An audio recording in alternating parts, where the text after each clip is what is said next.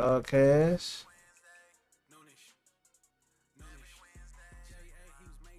Okay.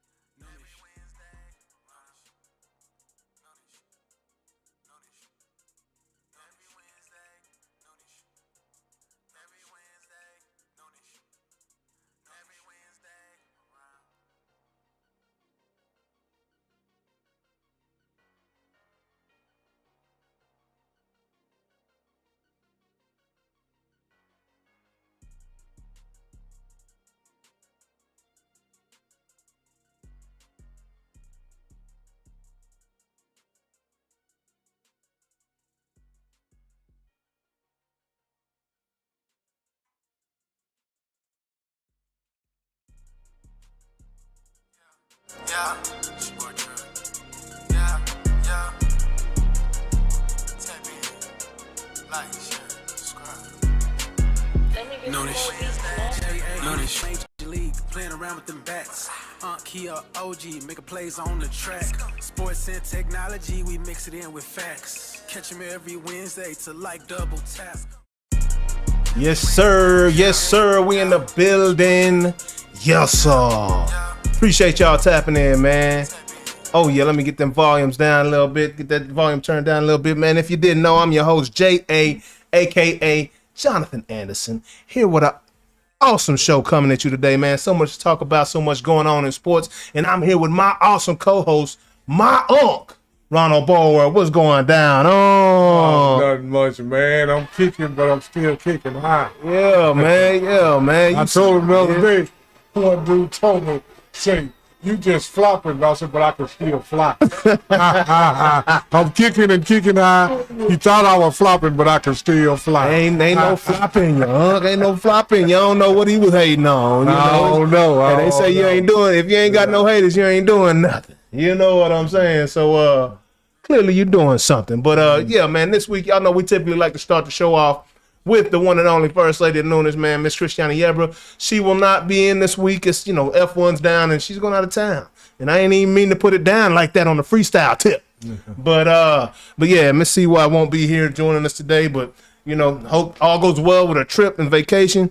She'll be returning back with us next week. Live on the show. You know what it is. So, yeah, she gonna come with the F1, the NHL, the NASCAR, yes sir, the NHL, yes sir, the soccer, yes sir. Hey, and now the UFL. Yeah, now UFL.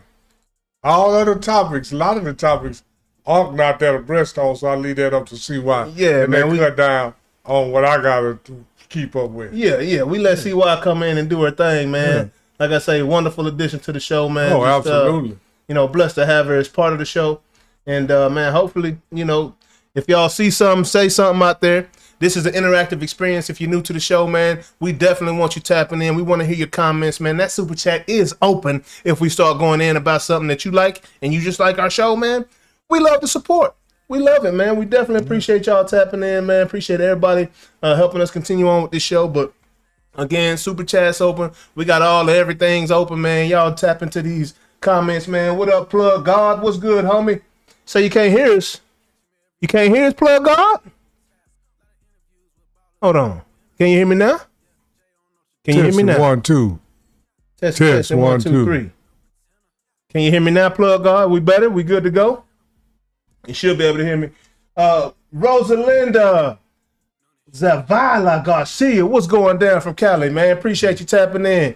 Once again, we in this thing, man. If y'all can't hear us, please let us know what's up. Appreciate you letting us know right there, Plug God. But we tapped into these comments, man. Again, this is an interactive experience right now, and we're gonna dive in with the first good topic right now. Yeah, you ready absolutely. For this? You ready for this up? Oh yeah, I'm ready. I was just trying to make sure that the people could hear us. Oh yeah, they can hear us. I got my ears on, so.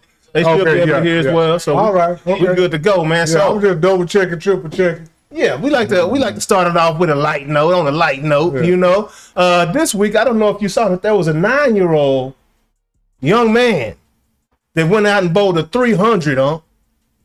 That's wild to me. Young Jordan Walker. I'm sorry, it's not Jordan Walker. What's my boy's name? I'm sorry, young Magnus Williams. Yeah, bowls a 300. At 9 years old, have you ever bowled a 300 in your life? So what? Have you ever bowled a 300? No. Come close. No. Not even close. No. But I haven't did that much bowling, and I'm gonna tell you, if I'd have bowled every day, I wouldn't have did it. Man, that's crazy. But yeah.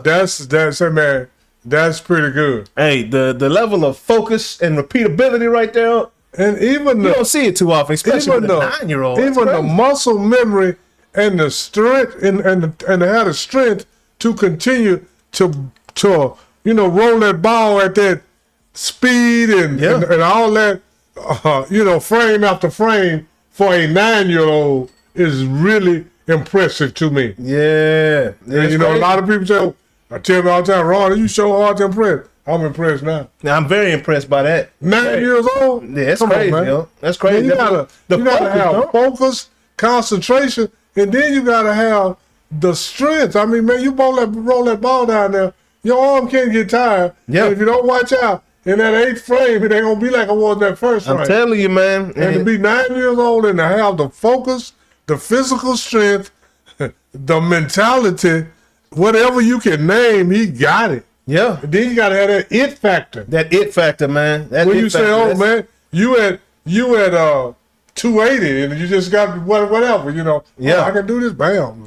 Yeah. Hey man, that's very impressive. Well, shout out to you, youngster, young Magnus Williams, man. Well done, sir. Looking forward to seeing what you got in the very near future, man. Oh, yeah, absolutely. Might be the youngest pro ever, from what I can see in any sport. Little Magnus look kind of like Uncle there. You know what I'm saying?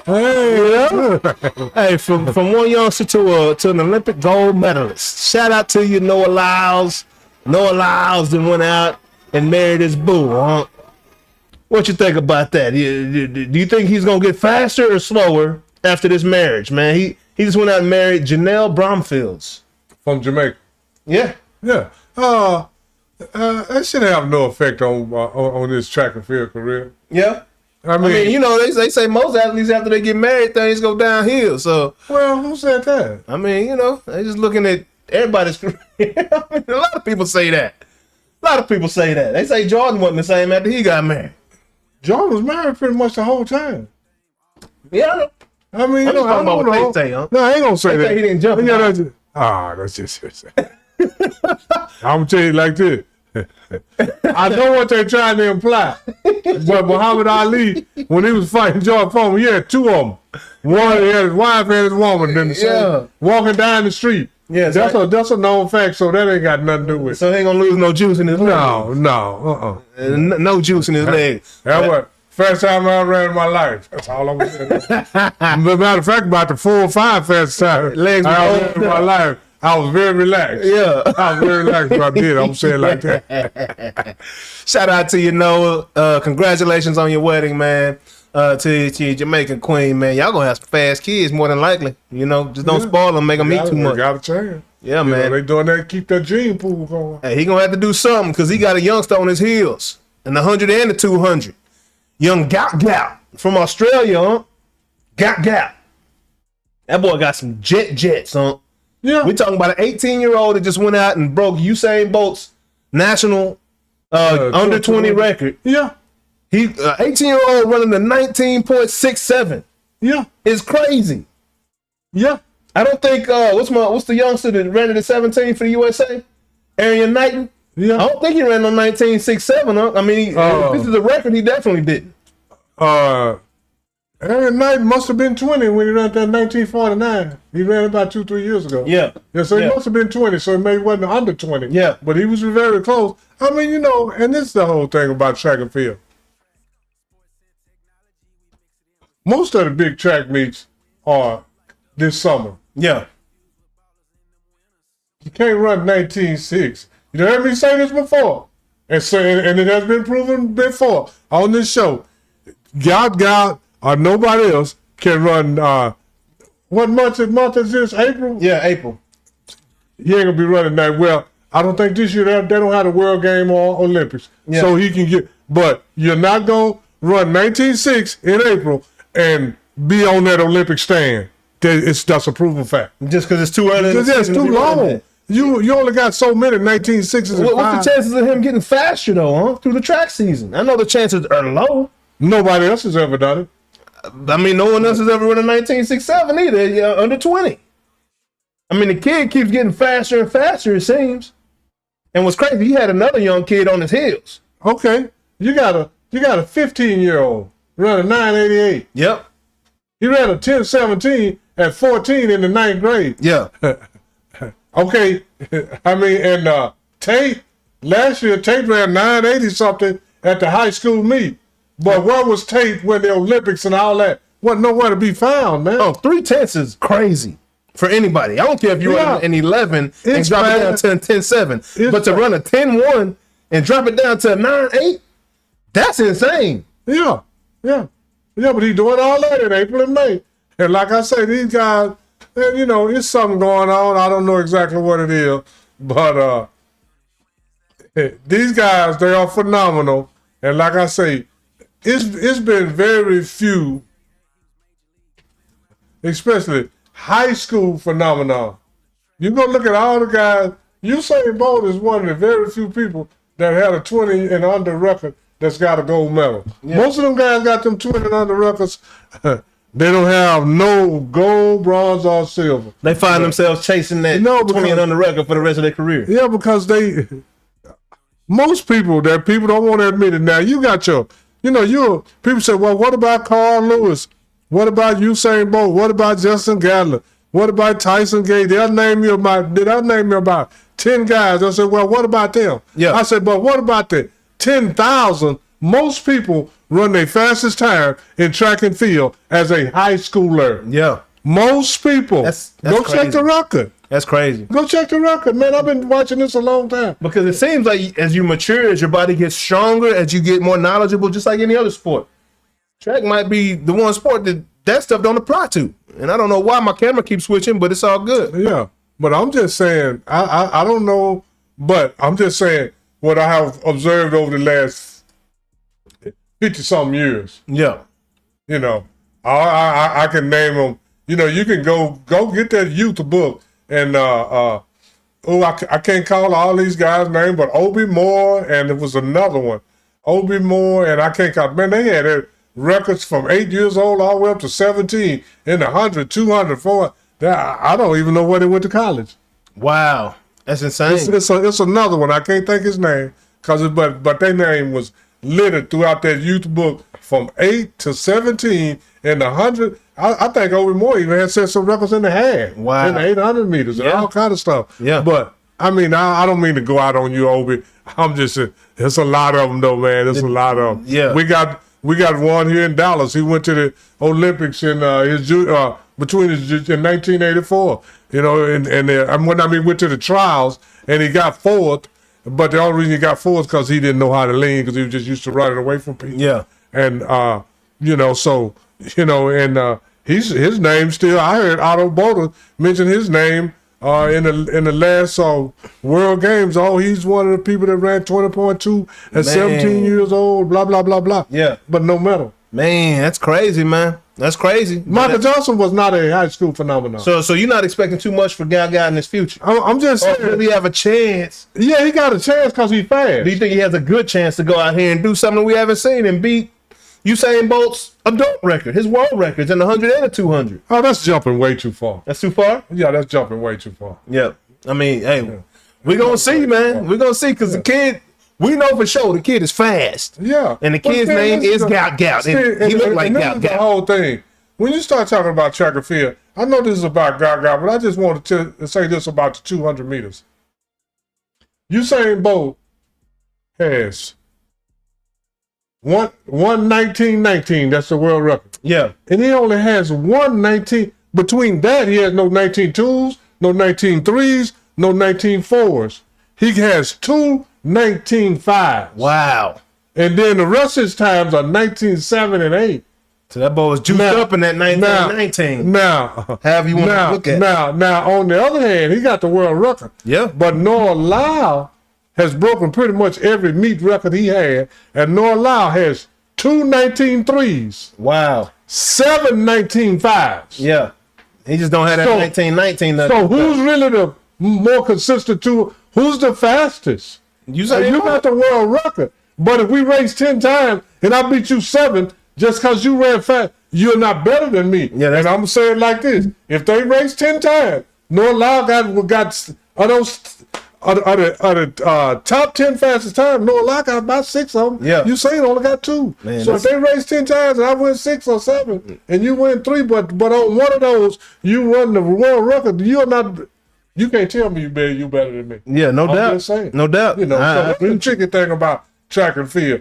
Now, Noah has been, you can go look it up and say, oh, he don't know what he's talking about. Noah has been more consistent in the lower times than Usain. Usain got 3 real fast times. I mean, 19.7 and all that's real fast. Yeah. But I'm not sure he even got a 19.6. But he got 2 19.5s, a 19.1, and then he got a bunch of 19.7s and 8s. Noah got 19.6s, 5s, and 3s.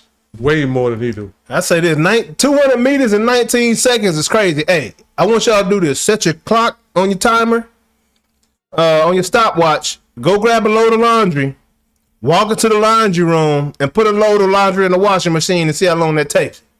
You know, I told you that's a concept I got a show on, so people can start appreciating these Olympic runners, 800 runners, 400 runners. Go do something around the house and see how long it took you to do that versus how long it took them to run around this track. I think that's a great concept for a show. Oh, yeah. You know, the amazing race right there. You know? Don't walk to the stop sign and see how long it takes. It's insane, man. Hey, man, these guys are so... Dude's running miles in 3 minutes or something, you know? Oh, man. Like, what around the house can you do that's going to take you 3 minutes to get done? Get a load of laundry and go to the laundry machine. Separate them joints. Separate them, put them in the washer, and look and see you already at about 2.5 Yeah, minutes. Probably by the time you finish, this dude already done running a mile, man. That's crazy. Hey, y'all don't steal that concept. I can't believe I just let that cat out the bag. But anyway, moving along. Rory McIlroy has gone out and won back-to-back Masters in the golf community, in the PGA on the tour. Huh? That's impressive. You know what's a crazy stat about that? It's what? He got 2 Masters championships before the New York Jets got an interception. Oh, my. They didn't get an interception all year? They didn't get an interception all year, and Aaron Glenn is their head coach. Oh, man, I was just going to say, how do you got one of the best, a pretty good, Aaron Glenn may not be with the super high echelons of DBs, but Aaron Glenn can play, man. Absolutely. He might not be up there with your Darrell Reeveses and your Ronnie Lotts and blah, blah, blah, but he on the next level. He in there with them Ty Laws. And then you can't get one interception? Not one interception, man. I know it's hard. Got to be hurt. Yeah. It's hard. Got to be hurt. Yeah, but now, well done, Rory, man. I know you went out there. He was dominant, man, the first few days. And, he liked to make things interesting. And fell back on Saturday and then came back and got that win, man. So, shout out to you, Rory. I'm glad you didn't have another choke session. But well done, man, for your second Masters. People got a bad habit of saying he choked or he did this, he did that. Hey, I mean, I don't know. I got a different deal on that choking. How can you choke when you're already at the pinnacle? Yeah, you're right. What I'm saying? You had a bad day. But you can choke though. People can choke plenty of times now already at the pinnacle. Yeah. But yeah, he's had some bad days, but he didn't have a bad day Sunday. He worked it on out, man. Worked it on out. So shout out to you, Mr. Rory McIlroy, man. We'll keep this thing moving along to that MLB. I wanted to talk about this last week, but didn't have time. But shout out to the youngster up in Pittsburgh, man. Young Connor Griffin has signed. He's 19 years old, though. They signed him to a 9-year, $140 million deal. This is very good for him for 2 reasons. Major League Baseball don't like guys that's over 30 years old, so he'll be able to get his next contract in 9 years, and he'll be 28 years old still. By the time he's done, he might be the highest paid player ever to come through Major League Baseball. Yeah, I mean, and this is the whole thing. That 9 years, they probably gonna re-sign in about 6. Yeah. Yeah. So you gonna see where because really, I didn't know Major League don't like but it seems like it's some 30-year-old players have got some pretty good. Wasn't Alex Rodriguez 30? Yeah, but things have changed since A-Rod days. Oh, okay. Things have changed. It's a lot of guys like, Andrew McCutchen. He's on the Rangers right now, 39 years old. That is not typical anymore. I mean, we had Matt Kemp on the show a few years ago. Matt Kemp, at the time he was on our show, out of the league, nobody looking to sign him. He was still like number 12 in home runs of active players. Oh, yeah. But he's barely over 30 years old. Like, they just, that's too old, especially, for us. But they don't like to sign older guys. They keep it young, man. They keep it young, and you'll find a lot of older guys in that free agent status. And then later on in the season, you'll see older names, older guys getting signed by teams, depending on if they on playoff runs or not. I mean, but that's what they do to keep that bottom line down. Yeah. But it sucks, man.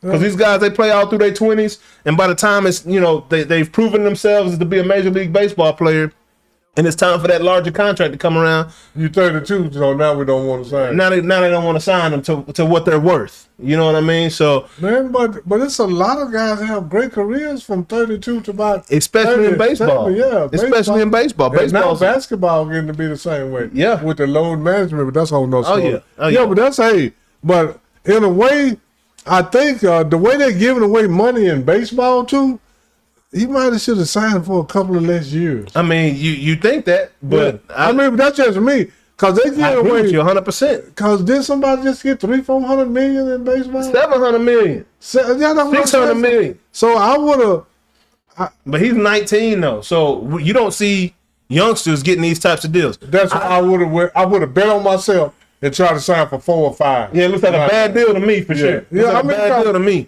Cause $140 million is not that much in baseball anymore. No, it's not.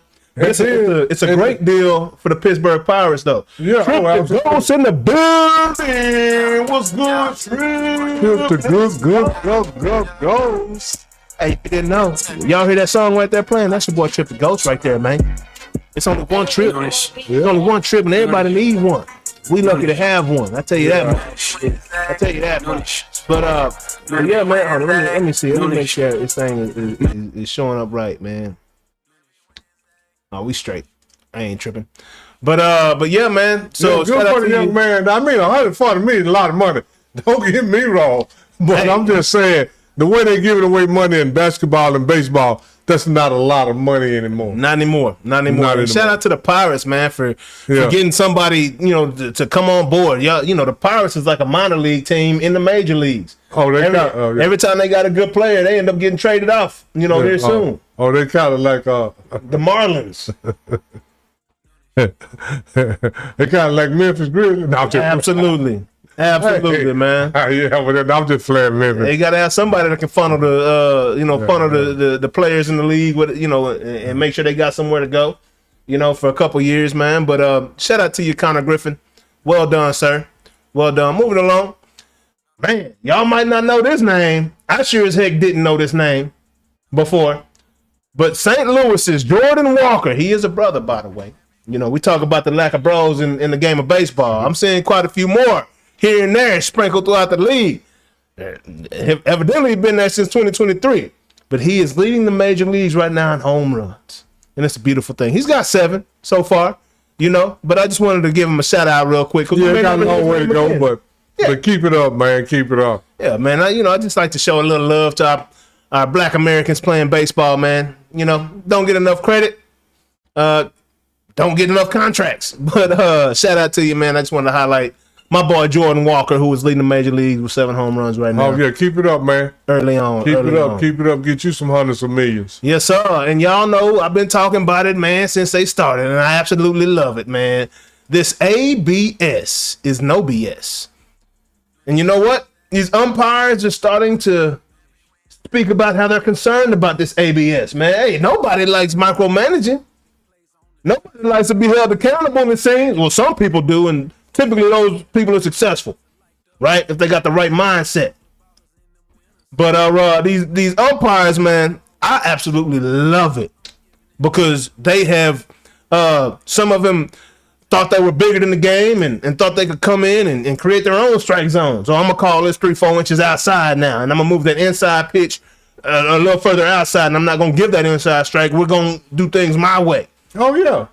Right? They thought they had they got the power. They wanted the power, huh? Well, a lot of them had it. They had the power. That's the whole thing. Certain umpires call different against certain hitters. Absolutely. Now you gotta call the same on everybody. Hey, holding you accountable. Hey, because if not, real quick, let me run that back. Hey, that's BS. You know what I'm saying? They're not liking it. And so far this season, 54% of the umpires' calls have been overturned. Hey, that's not good. Hey. That's not BS. That's ABS. Absolutely. Absolutely. Yes, sir. Absolutely. Automated balls and strikes is proven to be effective in holding you guys accountable. No longer do you have the power to dictate a game. And I'm gonna tell you this: that percentage is gonna go down because they know what the strike zone is. Absolutely. Hey, this the first year is at 54% right now. Yeah. I bet you by the end of the year it's gonna be down in the 40s.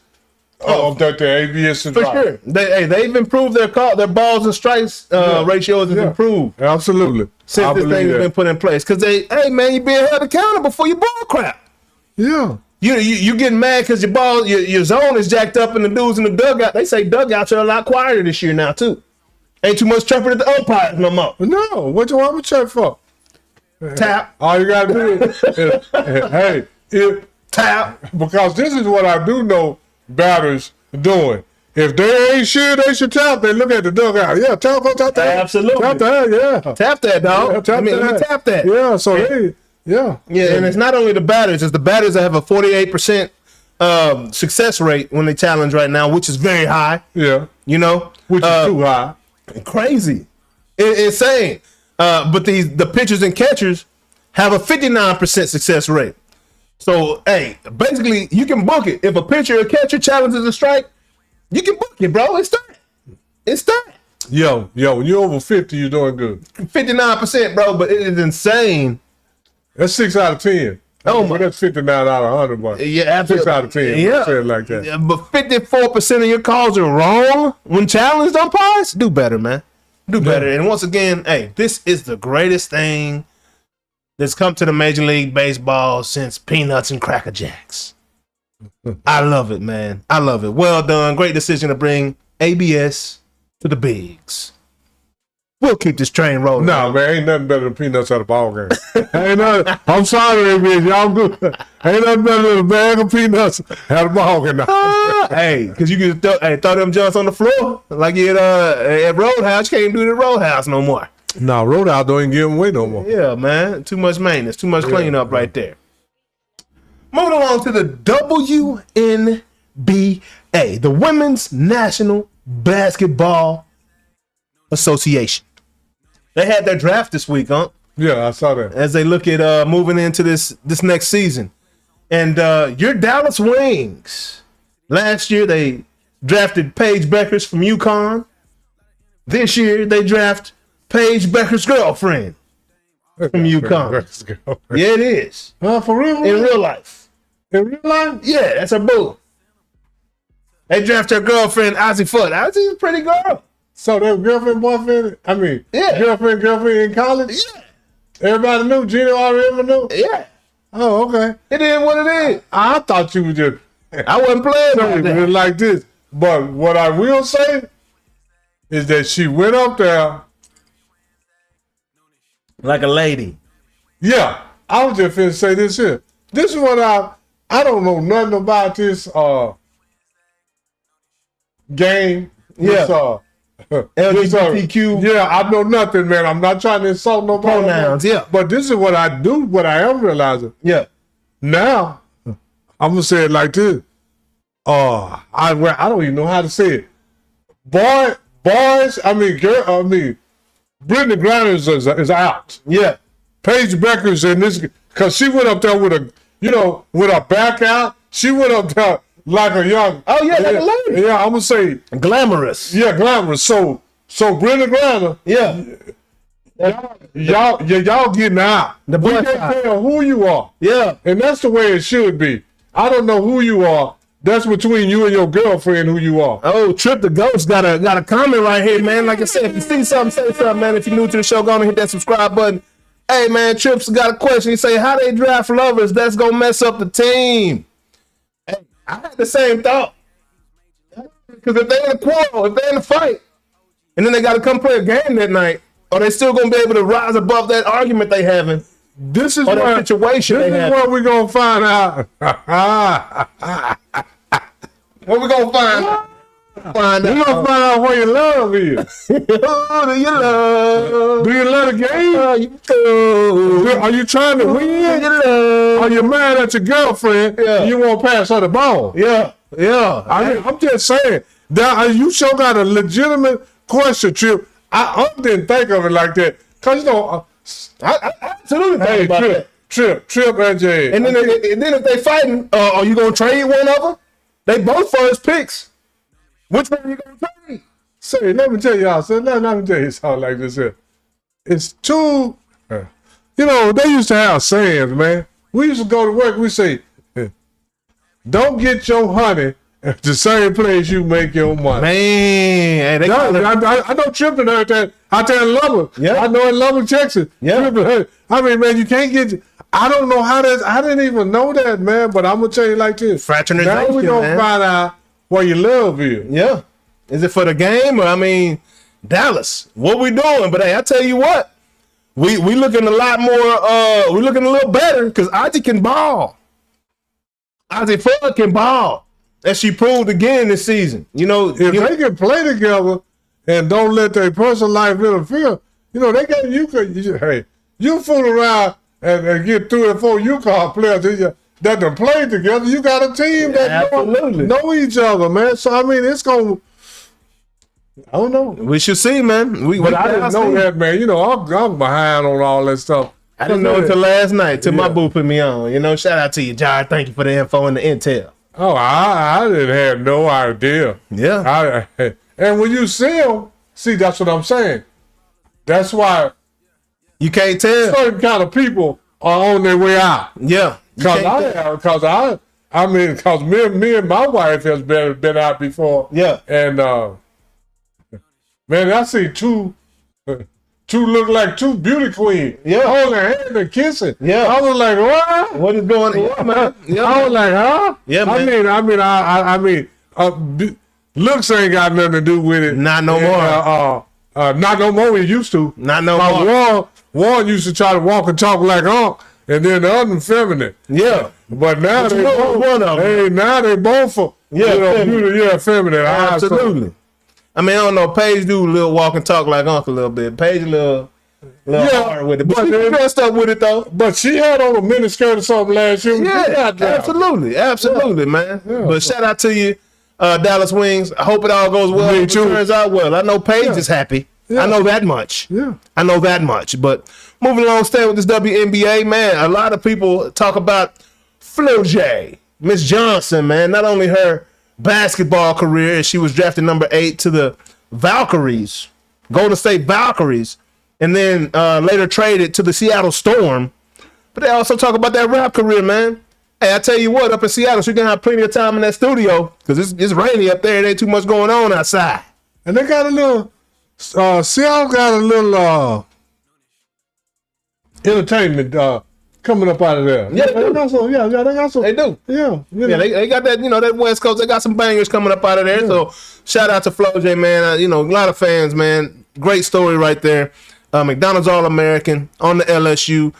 Did her thing out there at LSU, man. Just happy to see her. Just want to keep record of what she got going on, man. So we will be following Flo J in the WNBA up in Seattle. But keeping this thing rolling, man. Those UCLA Bruins, they went out and won a national championship.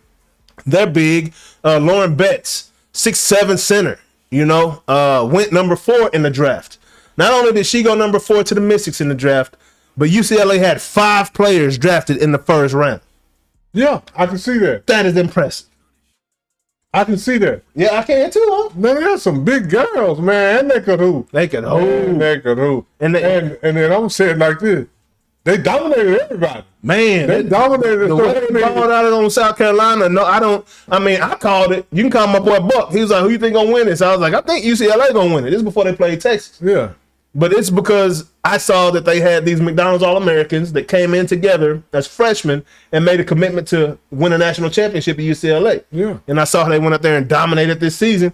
Hey, that's the one and dones versus those 4-year teams.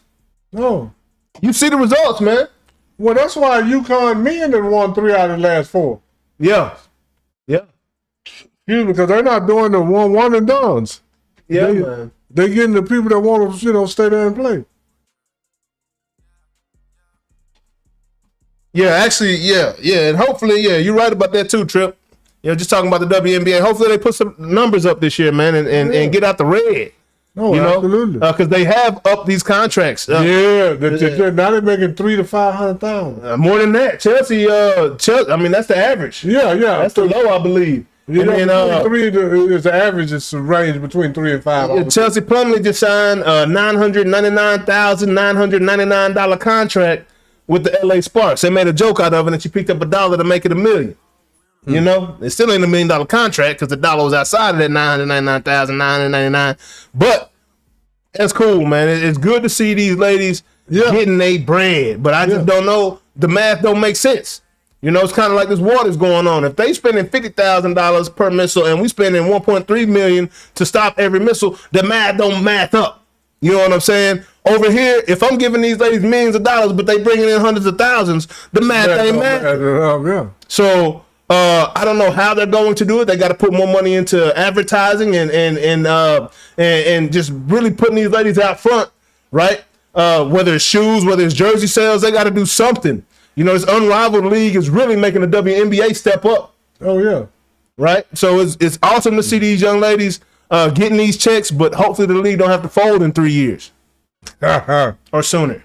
Yeah, absolutely. But shout out to you, Miss Betts, in that WNBA and the rest of the UCLA Bruins getting drafted in that first round. Well done. Pretty incredible to see all 5 of y'all go in the first, man. That's what's up. So moving along to this NBA, the National Basketball Association. Yes, yes, y'all. Cooper Flag, Dallas's own. Another rookie joins Michael Jordan as the only rookies since 1973 to lead a team in points, rebounds, and steals. My question to you, do you know who that rookie in 1973 was? Since 1973, the only two? Yeah. Who Oh, was it in 1973 to do it? a rookie in 1973? Yeah. No, I don't. Let's find out. I saw the list the other day. It's a list of Who was the rookie in 1973 in the NBA to lead the league in points? lead his team. To lead his team in points, rebounds, and assists. 1973, I'm trying to think. No. Ernie DiGregorio. Oh! Are you familiar with Ernie DiGregorio? No, Ernie. DiGregorio. I ain't never heard of Ernie DiGregorio, huh? Oh, that's why I keep telling y'all, don't be telling me who the greatest when you don't know enough players. Ernie DiGregorio? What you know about this guy? Huh? I know we ain't on Ring the Bell yet, but who is this? Ernie DiGregorio. I'm going to go back from where I first know. Yeah. Ernie DiGregorio was going to the University of Tennessee as a freshman, and then he recruited Bernard King to the University of Tennessee, and at University of Tennessee known as the Ernie and Bernie show. That's why I ring the bell. I know about these guys, man. Ernie and Bernie. Yeah. And then Ernie DiGregorio came to the pros. See, this is the whole thing. I'm so glad you said before, because this is it's even before that. The NBA act like stuff that happened before 1972 and 3, especially that particular year, do not exist. And what is the reason behind that? I have no idea. When did the NBA and the ABA join forces? 70, Like 76, 75, 76, I think. Yeah. Yeah, 75, 76. Hey, man. I'm pretty sure. I just want to know the truth. You know, don't do me like history class and tell me his story. Just give me the truth, dog. Oh, no. The Ring the Bell got some, man, I don't know why we lie about history, man. We trying to delete that. You know, they be talking about trying to delete this history and that. Yeah. Man, we trying to delete the history of basketball. Great. Ernie DiGregorio. Never heard of the dude, but hey, he's the last person, since they didn't want to name him, we'll name him, since 1973 to do what Cooper Flag and MJ have done, leading his team as a rookie in points, assists, and steals. Hell of a season, Cooper Flag, man. And Ernie DiGregorio. So this is what I want everybody also remember this. While y'all comparing Cooper Flag to Michael Jordan, also compare him to Ernie DiGregorio. Yes. Yeah, that's a wide gap. Absolutely. So let's not get carried away. He the first one. He the last one. Do. Yeah. Ernie DiGregorio did too.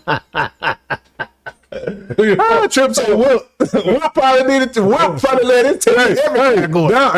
That's just since 1973. We ain't talking about the 60s and 50s. We'll let his team in everything. Everything. Yeah, man. That's something, Everything, man. Try that on for size, Cooper. But well done to you, Cooper Flag. We love it. Yeah. I think Cooper, in today's NBA,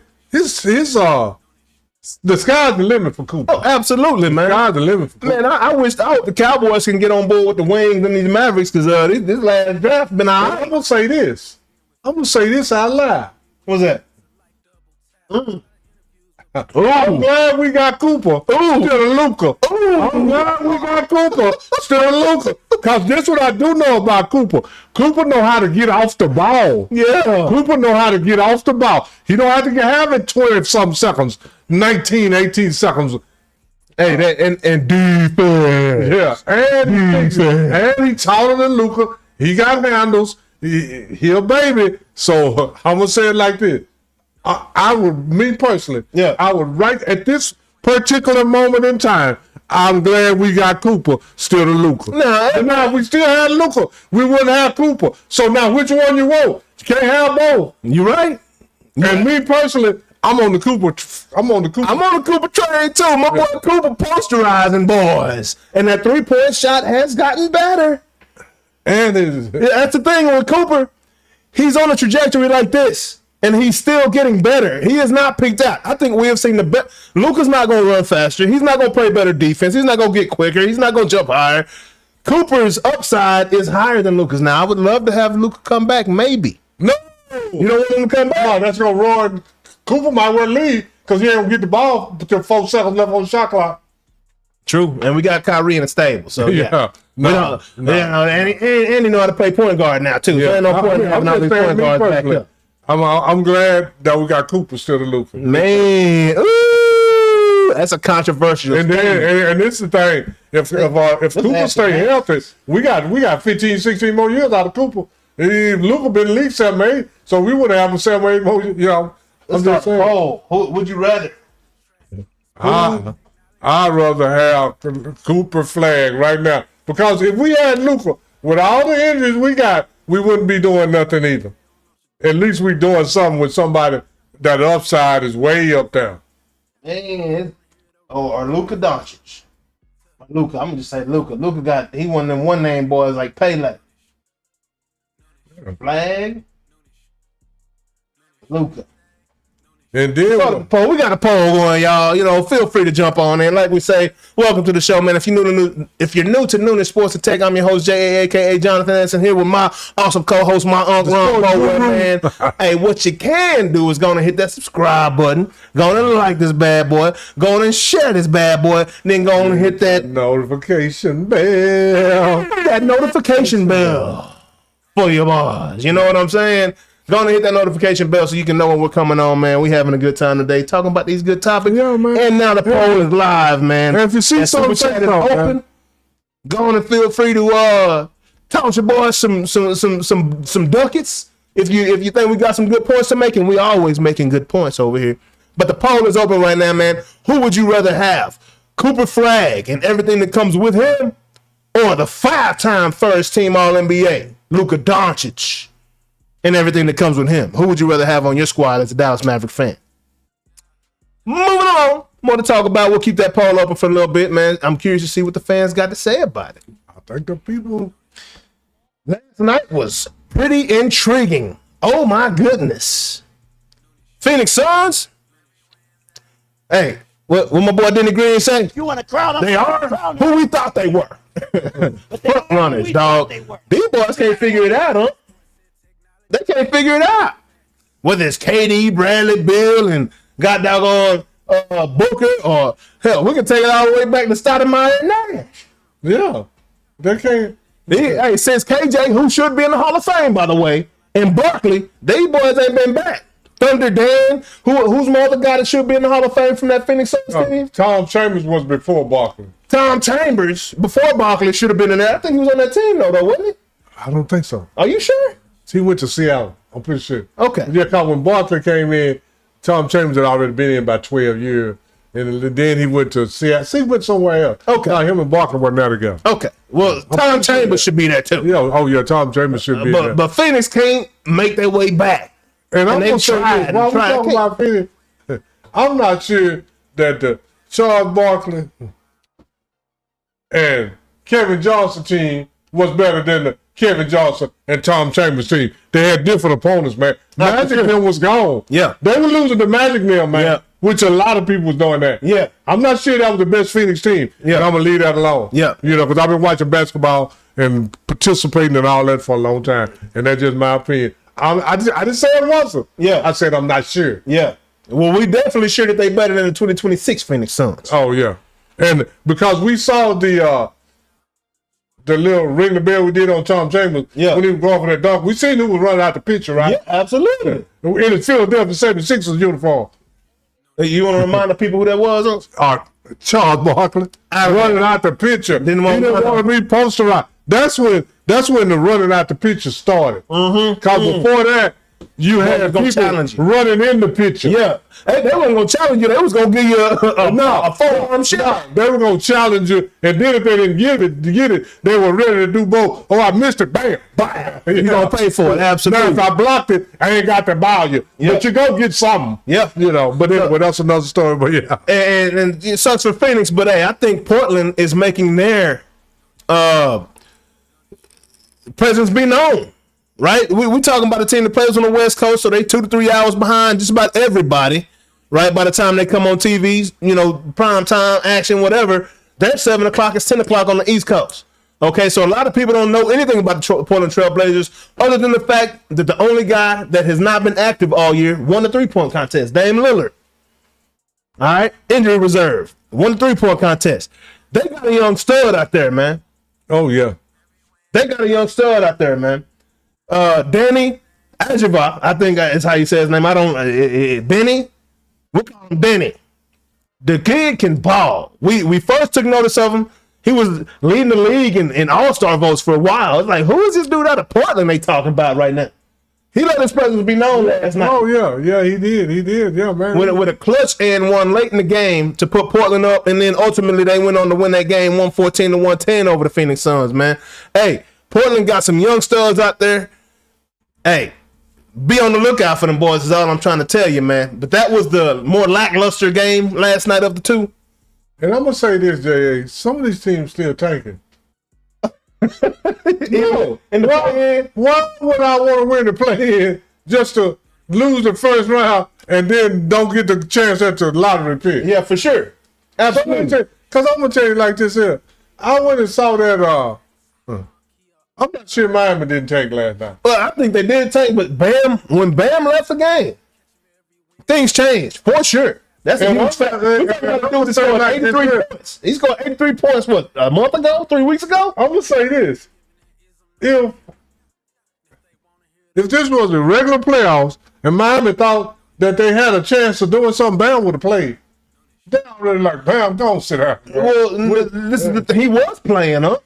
But he got injured in the game last night on the bench. And that was an excuse for them to tank. You think so? I know damn well it was. So Miami didn't really want to win that game last night. No, for what? Because they had no chance to win the championship. They ain't got a chance to win no championship. But they're going to lose the next round. And then when you go into the regular playoffs, you lose your chance at the lottery pick. But when was the last time we saw a player in the NBA draft even go first pick affect the results of the team that drafted him to the point to where they was in the playoffs and in the contending conversation? NBA is a little different. But at least you can build with it. Yeah, true. I think someone was still taking that. I mean, because what's the advantage of it? Because you're going to lose. You got to play Oklahoma City or Detroit.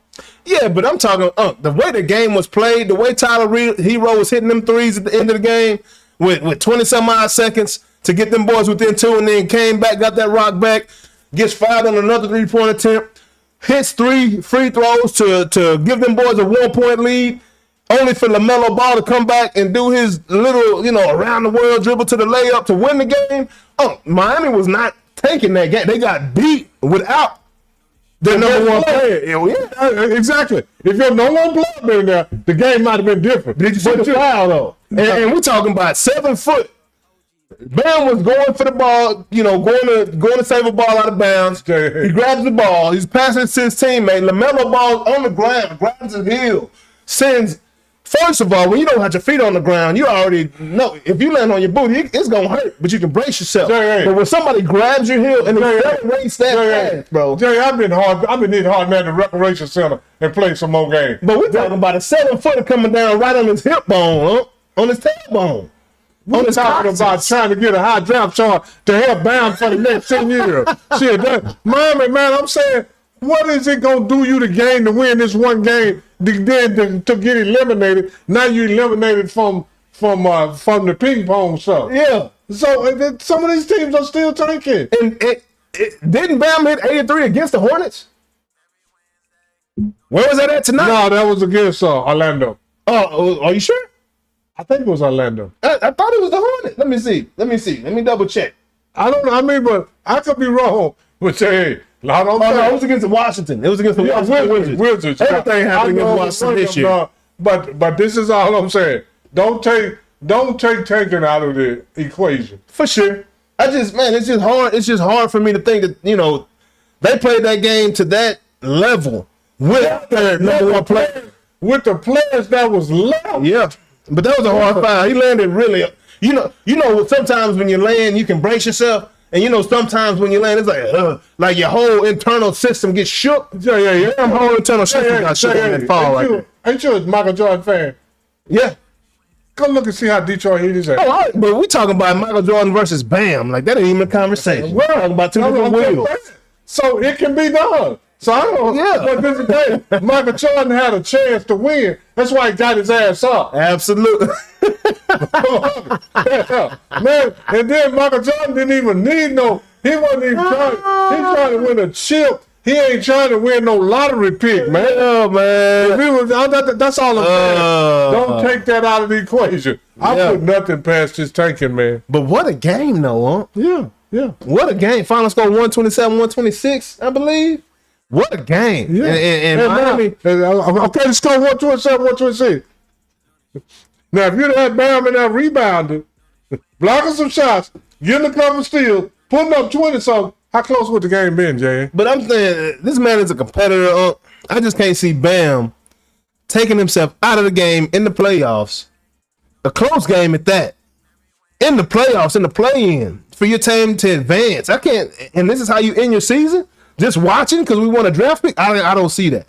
I can't see it, huh? Okay, so what about you talking about Bam, but what about Pat Riley and the owner and the coach and the trainer and all that? They don't have a say in that? I can't see Pat Riley doing it at all. It's a competitive season. I can. Straight up.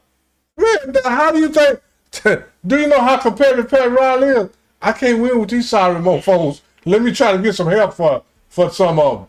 Pat Riley is trying to win, but what Pat Riley know, I ain't gonna win nothing this year. I don't give a damn what I do. Oh yeah, no, so I'm gonna try to win. So I gotta try to get myself to work together to win in the future, right? Yeah. If I can't win now, I'm the most competitive person in the world. But say, man, it ain't no sense in me killing you, J.A., and we still gonna lose. Go sit down, man. Yeah, no doubt. If we don't lose today, we're gonna lose tomorrow. Yeah, we're gonna be all right. Yeah, let's go secure this lottery pick. We're gonna be out the playoffs in the next day or two anyway. Yeah. So just go on and sit down, and we're gonna try to get you some help next year. Man, but hey, what a game! What a first round of the play-in action, man. That was good. We got another couple games coming at you again tonight, man, and they're gonna be very good games once again. Let me see who we got on the radar for this evening's games, man. Let me go on and put on. We got the Magic taking on the 76ers tonight at 6:30 on Prime, followed by the Warriors and the Clippers on Prime. So that's gonna be a great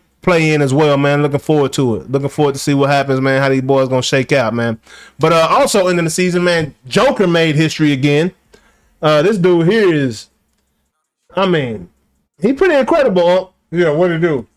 Let me go on and get over to my records right here. This boy Joker this season has gone out and first to lead the league in rebounds and assists while averaging a triple-double. That's hard to believe. Because of one man named Wilt. I figured Wilt at least had done it, but Joker is the first to do it. To do what? To lead the league in rebounds and assists while averaging a triple-double. That's pretty wild, man. But shout out to you, Joker. Well done. Joker lead the league in rebounds and assists, ain't it? Yeah. Yeah. And he averaging a triple-double. Crazy. And he the first one. Now read that over to me. Yeah, he the first one to ever average a triple-double and lead the league in rebounds and assists. I figured Wilt had done it, but that's not the case. On to another foreigner, Giannis says that the Bucks are being disrespectful by not allowing him to practice and participate. We can't gloss over Joker like that. Okay, my bad. Joker, that's good. Yeah. And the game has changed. Yes, There's going to be a lot of firsts doing this and doing that. Hey. So, the Joker, I ain't surprised because we have already revealed on this show that this is the shortest decade in 50 years in the NBA. In 50, the average height is up under 6'7". Crazy. 6'6" and some fractions. All these That's the hybrids. first time since the 50s. Yeah. I mean, since the 60s. Yeah. It was 6'6". The 70s, 80s, 90s, 2000s, and the 10s were all 6'7". The 80s was 6'8". Yeah. And now we back to 6'6". So for a Joker, and then all the guys that are halfway big are outside. Yeah. They shooting threes. Yep. True. Yeah. You're calling Anthony Towns. So the Joker, yeah, I ain't surprised at nothing the Joker do. We got to jump to ring the bell real quick. Are you ready for that? Yeah, I'm ready. We ready for that. Well, let's go on and get it, Unc. Yeah, This week we got somebody I ain't never heard of by the name of Elmore Smith in Ring the Bell, Unc. Man, I know so What much. say you? I really don't even. I'm not gonna read a whole bunch of Elmore Smith statistics. I'm just gonna read his highlights and all that. In 1972-73 is the first year that they had recorded the block shots as a real statistic. And what they do before they changed some of these statistics, what they did, they would study it for 3 or 4 years and see if we want to make this a real statistic. And Elmore Smith statistics that I want to highlight is the block shots. Elmore Smith played 8 years. His first year was 71, 72, and his last year was 78, 79. That's 8 years in the NBA. And Elmore Smith was 7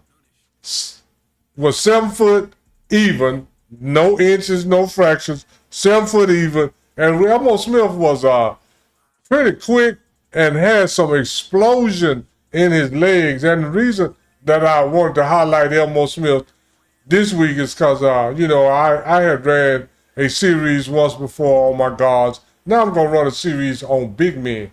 And last week I did Artis Gilmore. And this week I'm doing Elmore Smith. And Elmore Smith played in the NBA 8 years.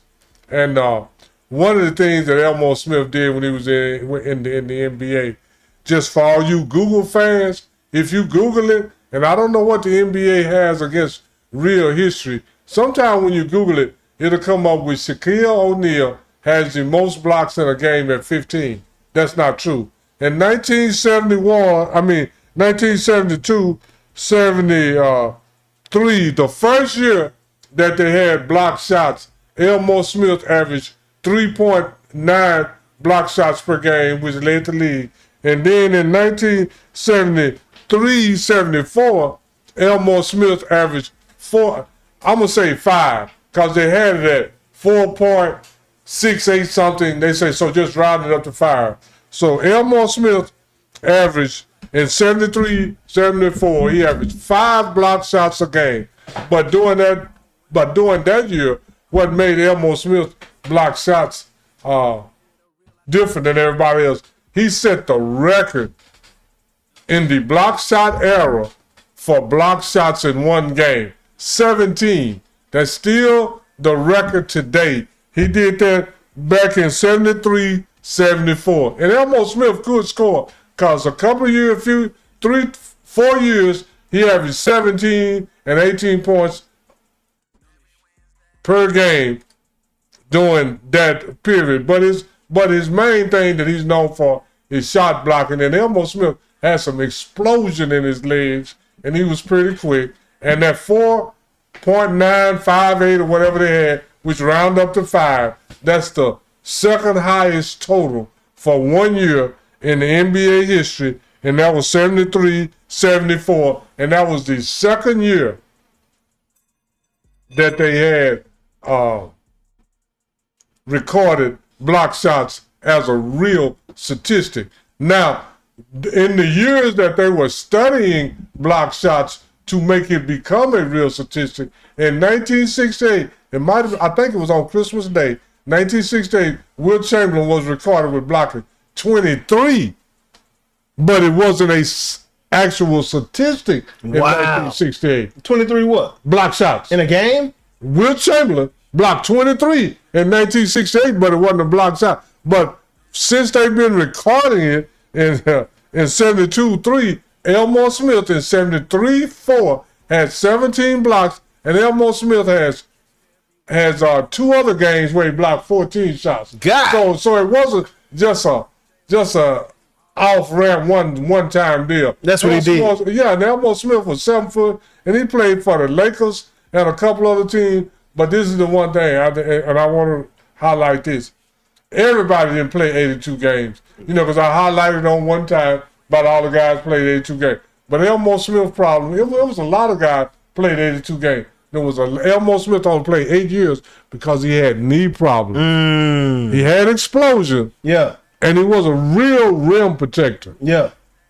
But couldn't sustain. Yeah. Real rim protector. And Elmore Smith did, what else he do in the NBA? He's third, and for 1 year block shots, he has 393 block shots in 1 year, and that's still third today. Yeah. Behind somebody else, and I'll probably ring the bell on some of them other guys later too. Goodness but Elmore gracious. Smith was 7 foot, no inches, played in the NBA 8 years, and his best 7 foot with his shoes off or shoes on at that point? That was before 1977. Yeah, shoes So, off. Shoes off. He's 7 foot. Yeah, true 7 And so, now they got all you young guys thinking, oh, these guys couldn't play. They just played different. Yeah. Big men played big, Yeah. Yeah. So and Elmore Smith has the most block shots in one single game. And when he retired, his 393 shots was the most for one season when he retired. Nice. In 1978. Hey, well, shout out to you, Elmore Smith, man. Hey, And Elmore Smith was quick, man. He had explosion. And I heard somebody say the other day, I think Wemby most block shots so far today is 10. Yeah. And they say, oh, he'll break the record. 23 is crazy in the game. Wemby don't have the explosion in his legs. Yeah. He's just tall. Yeah, I did see Wemby drive down that lane. Yeah. Coach drove down the lane and balls above the block. Yeah. But he's 7'7" already. Yeah, that's going. But when you are blocking shots, we got a photo on one of our deals. Will Chamberlain blocking a shot, feet is about 40 inches off the ground. Yeah. So that's when your explosion, when you can tell you're really explode. Because you're not coming forward. Yeah. But a lot of times in block shots, you got one step. Yeah. Boom. Straight up. Yeah, Straight up. it's a 5. If you ain't straight up. That's when your vertical leap really come into it. And man, Elmore Smith had that explosion. He just couldn't stay healthy. Man. That's why he played 8 years. Man, shout out to you, Elmore Smith. Never heard of you, man, but I should have. Yeah, and then all these guys be talking about, oh, if he wouldn't have got hurt, he would have did this. Man, do you know how many guys I'd have seen that if. Yeah. I'd be drunk. I'd be drunk.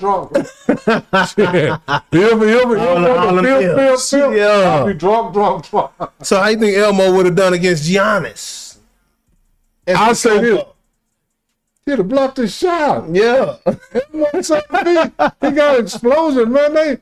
They got all these talking about like they say, it was that Reggie Miller. Oh, they didn't have no Giannis's back then. Man. Now they had some people that were real protected. That's crazy, man, because Giannis, he want to be outside. Yeah. Giannis don't even want to be a big man. I'm confused at who Giannis is and what is his strength. And then this whole thing, Driving to the goal. disrespect. Let's get there. Why are we talking about what Giannis' strength is? Running and dunking. Yeah. If you Getting downhill and dunking on somebody. up until they won the championship, they said build a wall. And don't you remember that? Yes, sir. Just line everybody up where you can't run down there and dunk. Yeah. Yeah. And then what did they say when they beat Phoenix? Right? They beat Phoenix with DeAndre Ayton. Yep. What they say? Phoenix didn't build no wall. Man. They just let him run and dunk. Yeah. Yeah. And that's So I don't know what to. So Giannis disrespect, right? So Giannis says that the Bucks are disrespecting him by not allowing him to play. He said never in his life has he been asked to sit out of practice and sit out of games, and he takes it as disrespect because he feels that he could have been on the court. He feels he could have been out there to help the Bucks get to the playoffs. And mind you, the Bucks, come in shambles, man. Like, their first mistake was getting rid of their coach that had them in first place playing good because they didn't like him. They didn't like the way he was managing the team and talking to the players and doing the way, even though they were having success going into the All-Star break. And they got that man fired and brought on Doc Rivers. And Doc Rivers, I'm not saying he's crashed the team, but that decision has crashed the team ever since. And Doc Rivers has left the organization. So He's no longer with him anymore. Who didn't like the other coach? Giannis Oladipo didn't like it. Giannis didn't like it. And it's Copo. Whatever. I mean, Giannis, this is the whole thing. And then a few weeks ago, Giannis said he ain't playing no more. Didn't he say that? Ain't he the one said, did Giannis come out and say in December and said, yeah, I'm out for 6 weeks. I'm out for 6 weeks. Yeah. So now before anybody diagnosed him, he said how long he wasn't gonna play. Now you can say something, but they write your check, they can't. Now I don't want to sound like Stephen A. about Jaden Ivey. Oh, Thomas, you got your hand out, all that. Yeah. You know what I'm saying? You work for these people. Yeah. They paying you to play basketball. You come out and say, I ain't gonna play for 6 weeks. The doctor didn't say it. The medical staff, the trainer, you said it. Now you saying it's disrespectful. Now I'm gonna tell you why he's saying it's disrespectful. Because he bad at the Bucks, and the Bucks are tanking. Yeah, absolutely. So you want to come in, think he can help them win, to mess up the tanking, then leave. He wanna now he wanna switch the initiative because he already made it. Him not being there for 6 weeks affected where they are right now. I'm gonna tell you what's disrespectful. Man, people have such short memories. Giannis is disrespectful as hell. Absolutely. They got those two sorry brothers on the squad, and you don't appreciate that. Get somewhere, sit down, Giannis. I'm tired of hearing it, bro. You said you don't want to play. First you say you don't want to play. Now you say you don't want to play. What about your brothers don't even supposed to be in the league? Say, man, I'm gonna tell you like this. I played in some men leagues right here in Dallas. I wouldn't want Giannis' brothers on my squad. Yeah, man. I'm just being honest. Yeah, man. Absolutely. So what about that? You know, everybody talk about LeBron James and his nepotism. What about this bull crap right here? Bro, it's bad. That's worse than he got two, but Bucks are doing everything they can to keep Giannis in Milwaukee. I don't know why. Because like you said, hey, these foreigners come over, they get one championship. One. The only one that's got a chance of getting two, and it's a wrap. That's SGA. And that's because he got a whole squad. And he North American. Yeah. And his dad is what you got to go look at that. He ain't still North American. I ain't say that. I would say it like this. I'd be willing to bet money SGA dad from St. Louis.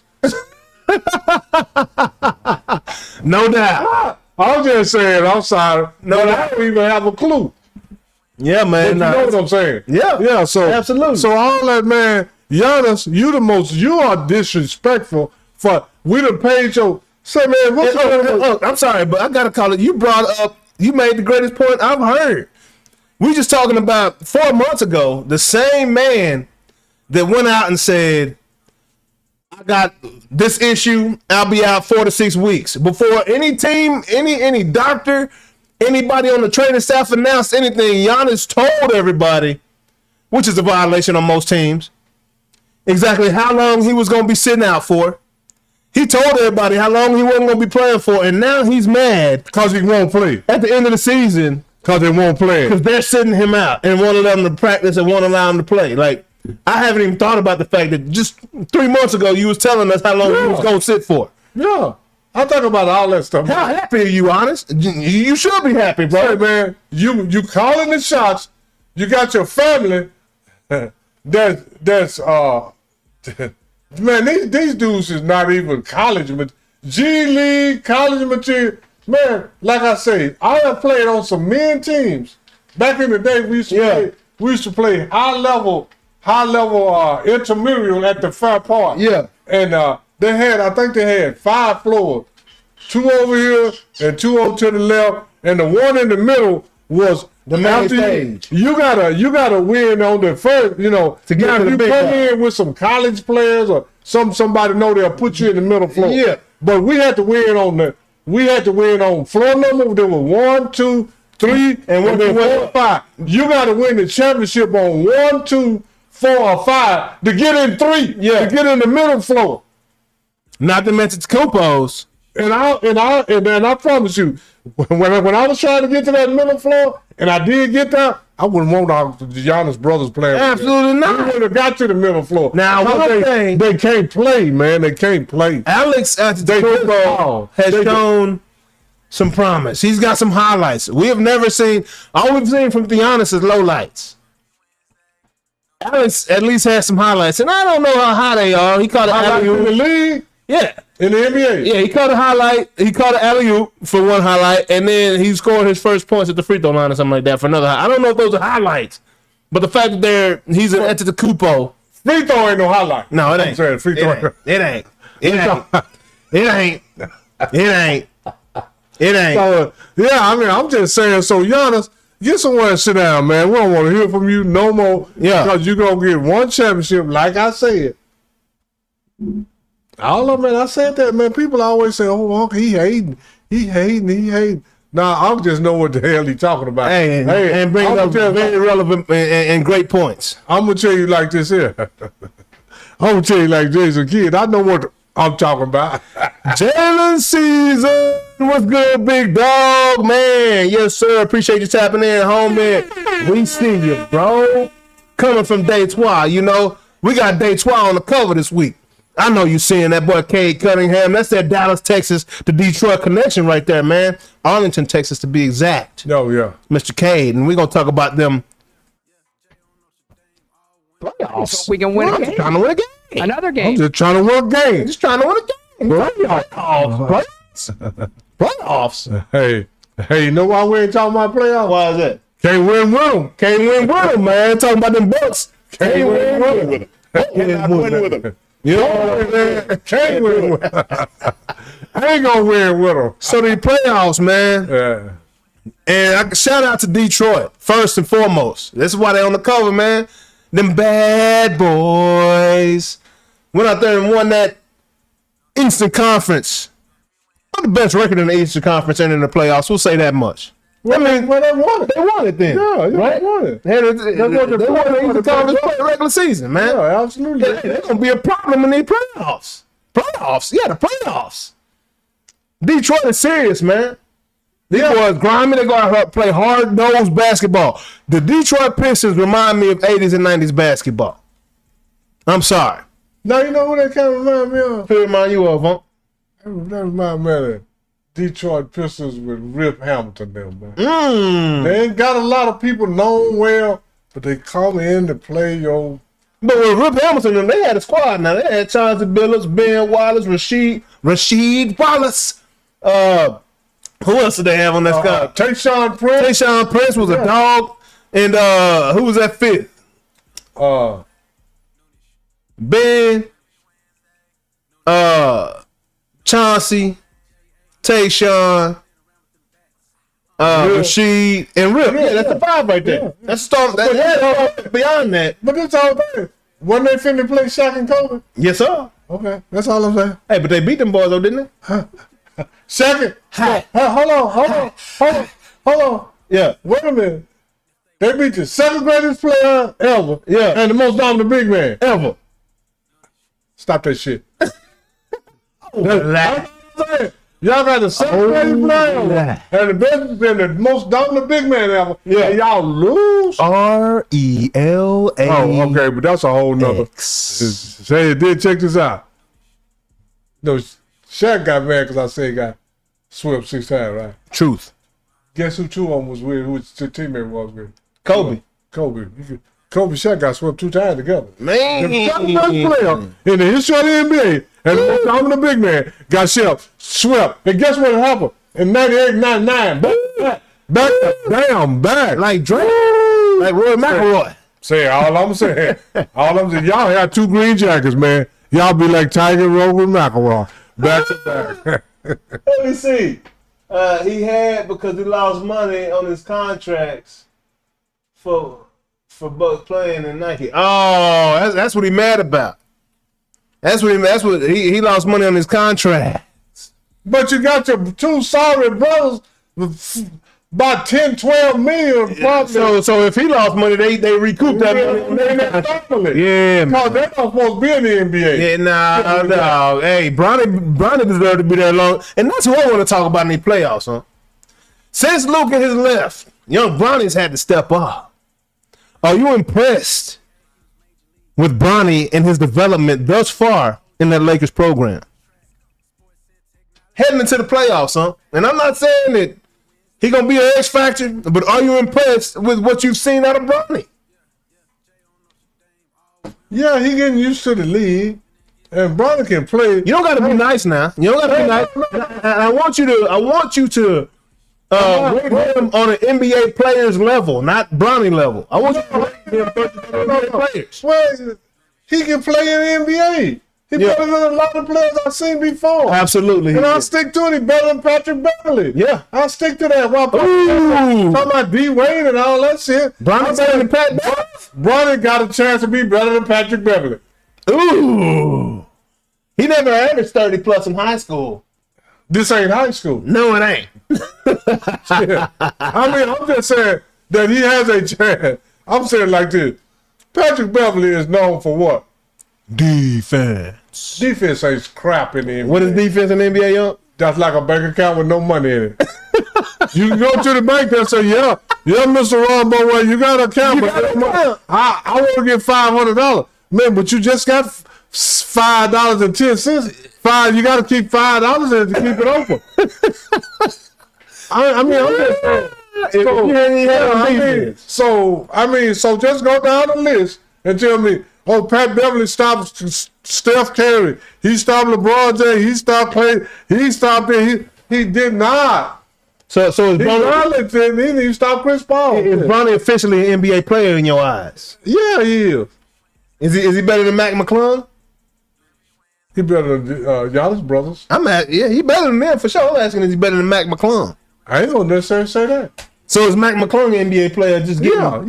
Get him hold. With the stuff he have done in the WNBA. I mean, oh Lord, I'm talking about the G League. Oh, please forget. Y'all, I'm tripping. Hey, Mac McClung for the record would dominate the WNBA. The G League, oh boy. The G League, y'all love the WNBA. I got excited and said the wrong. The stuff he done in the G League, he deserved a first shot in the NBA. Absolutely. That just me. Absolutely. But, Bronny, do the Lakers stand a chance in these playoffs getting out of that first round, huh? Yeah. They playing Houston. Yeah. I'm picking the Lakers. You picking the Lakers to win that? Do you know why I'm picking them? Because Luka and Austin Reeves ain't there. Well, Luka coming back. They say he had a schedule. They might not lose. He went overseas, talked his boo. Hopefully they work some things out. And he got a shot that's not legal. Let me tell you explain that to me, first of all. If Luka goes to Spain to receive a treatment that is not legal in the U.S., when he comes back to the U.S., how is it legal for him to play? I don't know. I don't understand none of this stuff. No, but this is the whole thing. I would say it like this. Have you watched the Lakers since Luka and Austin Reeves been gone? A little bit better? Way more balanced scoring. Way more balanced. Vanderbilt, Hachimura. Yeah, they are 4-1 since they've been hurt. Oh, wow. And with LeBron and Bronny running the show. With LeBron, and the one game they lost, they didn't want LeBron to play against OKC. OKC, because they're going to lose it. Now, OKC blow them out, and then they got hurt, then they played one game, and then I think they played OKC again. Yeah. And then LeBron missed that. Then they came back, they ran 3. They have had way better. Now, Hachimura and Vanderbilt and Aiden, okay. And Vanderbilt and Jackson Hayes, all these guys been in double figures. A couple of them been 20. Hachimura had 2 20-point games. Distribution crazy. Yeah, distribution. LeBron is running the show. Hey, we know that guy went to 10 straight finals. No, 9. Maybe 8. He went to 10 straight. Did he go to 10 straight? Absolutely. And I thought he went 9 out of 10. Oh, no, I'm sorry. And then he missed one. And then went back. Yeah. Right? Yeah. But I'm just saying, with LeBron running the show, you have better pacing, better spacing, better ball movement.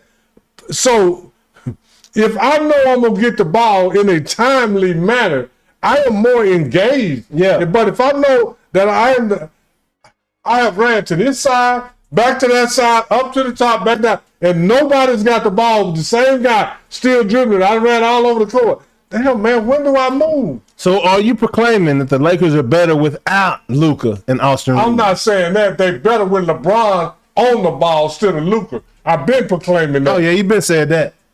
I am proclaiming if the Lakers want to win the championship, LeBron James has got to be on the ball, not D Wade. Oh, I mean not Luka. Yeah. We already know D Wade. The first championship they lost to Dallas is because D Wade was on the ball. Yeah. Yeah. I mean, that had a lot to do with it. For sure. I ain't gonna say that's the only reason they lost, but that had about 80% because you got the wrong ball, the wrong person facilitating the offense. So how, man, That's what I see. we got LeBron and LeBron Jr. running this thing right now. You think it looks better than it did with I'm Austin gonna Reeves? tell you like this: they're gonna beat Houston either way. You think so? They're gonna beat Houston with or without Luka. That's crazy, man. Houston only lacks a point guard. And I Which is think significant. one of those 4 or 5 wins, they done beat Houston. Go look at the record. The Lakers been wearing Houston ass high. Yeah, so you think you expect the Lakers to get past Houston in this first round? Absolutely. Who Houston got? KD, Who? Thompson. What's the big white boy Who? in the Sagoon? So is KD playing with Steph Curry and Klay Thompson? No. And Draymond? Okay, well then you can count his ass out. That's all I'm saying. How many years he play? How many years KD play? A lot. So when is his best 2 years he ever had? You go to state, Thank you. no doubt. Best 3 he would hurt more. So you don't think he can lead them past the Lakers? So you're expecting the Houston to beat the Lakers to beat Houston in this first round? Absolutely. Are you serious? Absolutely. Go. I think they man. I mean, because when we started this season, Houston was one of the projected teams to come out of the West. For size alone. They was projected almost to win the West. Absolutely. They fifth. They what? Okay. Lakers finished 4th, so they fifth. Yeah. They fifth. Hey, man. Hey, because that Vandervliet, that was Van Fleet. Yeah. That's a that's a significant injury. It can be very important for them. KD has proven he is not a Leader. like Charles Barkley say. He proved he ain't no bus driver. He Man. proved he ain't no bus driver. Ooh. He might get relieved for 2 or 3 hours. Yeah. But he ain't no bus driver. Oh my gosh. That's rough right there, man. I mean, you can say, look at the record. Yeah, you're right. You're right. Yeah. All right, so this is what we're looking at. Hornets will be taking on 76ers and Magic. All right. Who you got coming out of that series, depending on who wins that 76ers and Magic game? Which I think the Magic going to win that. I'm pulling for the 76ers. You think 76ers going to do it? I say I'm pulling for them. I said that. Because I don't believe I think the Big Boy Hornets playing. Huh? I don't think Big Boy playing for 76ers in this play-in. That's the best thing ever happened to the 76ers. Tyreek Maxey playing. Yeah, he is. Yeah. Absolutely. That's and that rookie playing. That's why they hope live. They ain't did shit with Joel Embiid up to this point. So why you think they don't do something with him? So has Philly given up on the process and started a new one? Is this a new process? Is this a new methodology we're looking at in Philadelphia right now? That'll be their best out. Well, I'm taking the Hornets in that matchup if they face the 76. Well. Hornets is hot right now. I don't think nobody want to see the Hornets in these playoffs right now. And then also Friday night we're looking at the Clippers or Warriors versus the Suns in that game. Who you got winning that one, huh? Moving along. Warriors. I got the Clippers. You got the Clippers taking that? Yeah. Over the Warriors? Yeah. Over Steph? Steph ain't playing in a while. Steph been balling though since he been back.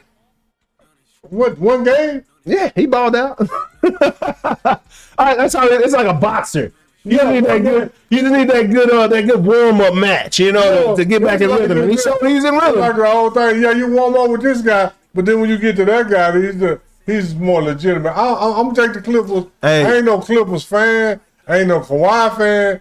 But I just think that Steph don't have enough time back up on this belt. Yeah, I mean, we gonna see, man. It's hard for me to count the Warriors out, man. I know Kawhi is a champion too. Like this, when Kawhi is going down to me,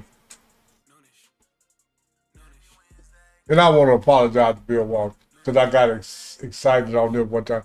A couple times, I think I said he had 3,000. Yeah, he got 6,000. Yeah, that still ain't much. I mean, that's less than Dale Curry.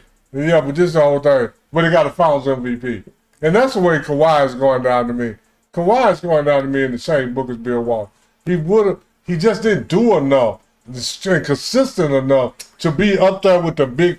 Kawhi have done a lot of stuff, champion, but 2-time MVP. Yes, sir. But just ain't did enough. Kawhi been in the league, what, 15, 14 years? Hey, but right now, all that load management to pay it off because my boy on the floor right now. You know what I'm saying? Oh, dang.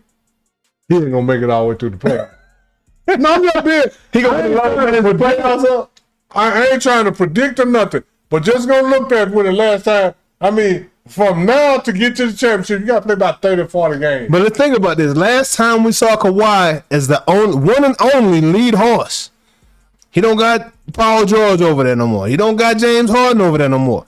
Last time we saw Kawhi Leonard as the lead horse was in Toronto. Yeah. And what they do when he was the lead horse that year? They won the title. But they had a lot of other horses.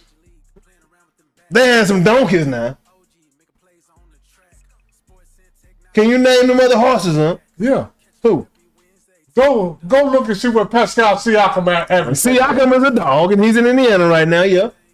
Okay, they had Serge Ibaka. Serge Ibaka's a dog, yeah. They had Kyle Lowry. Yeah.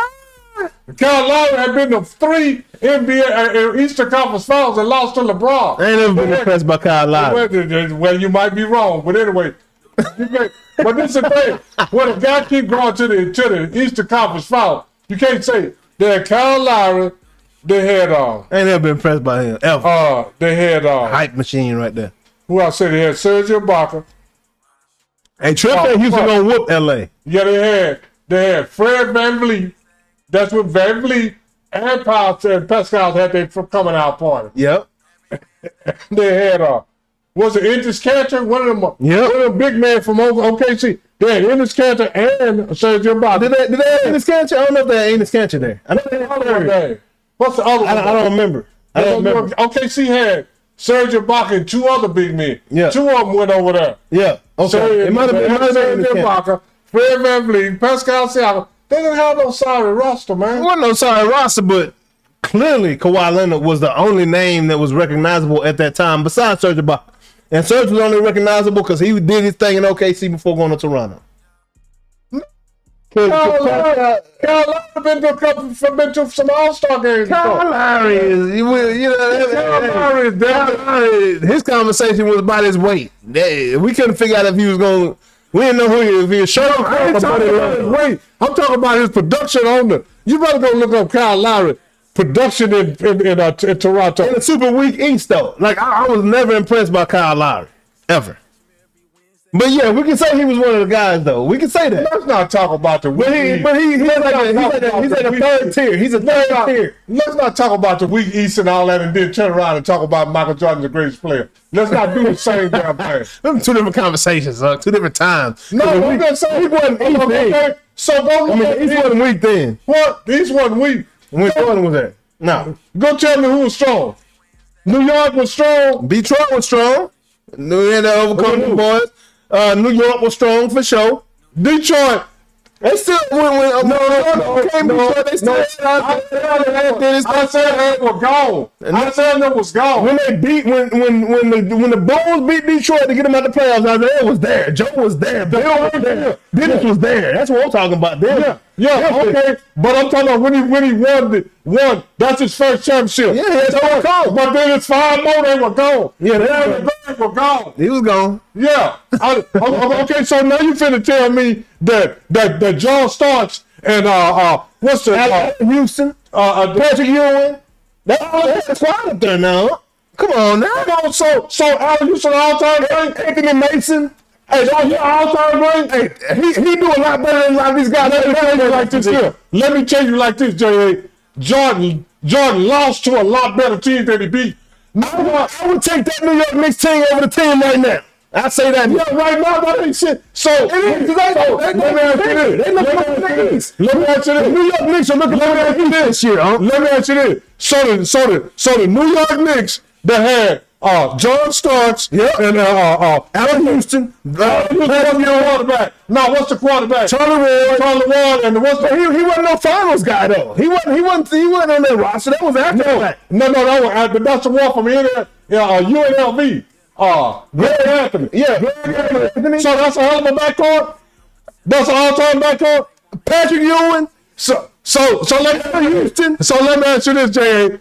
Now, I would pick that New York over these New York. You talking about he beat them all that. They beat him 3 times before he beat them once. So let me talking about Detroit.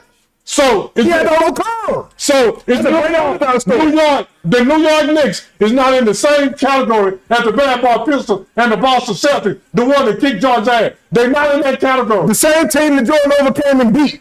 And they was no longer the bad boys. They were gone. 3 years ain't old. The 3 years ain't old. 10 years is old. What's the other team that the Detroit Pistons beat Jordan for 3 years until they got down. I already been to 3 championships until Jordan got that weight room. Come on, man. That's your opinion. But let me tell you this. Detroit had already been to 3 championships. That was Jordan's testimony right there. He had to overcome some bad boy Pistons, had to overcome a bullshit team, had to get Scotty on the squad, right? Had to get a couple more guys on the squad because Jordan never went nowhere. Jordan didn't go to Miami with D. Wade and Ray Allen and got their own Chris Bosh. Jordan stayed right at home and brought them boys down there. They wanted to come and play with the GOAT. They wanted to come play with the greatest ever. No, because you know why? Because won't nobody go to Cleveland. That's why LeBron had to leave. But this the whole thing. Robert Parrish went to Cleveland. Went to Chicago. Ron Harper went over there. Dennis Rodman went over there. People came over there. Parrish had a very minimal role. It don't matter whether you go to them and they come to you. Robert Parrish was a locker room guy at that point. He didn't play the finals. It doesn't. Yes, he did. Because he taught them young dudes how to play.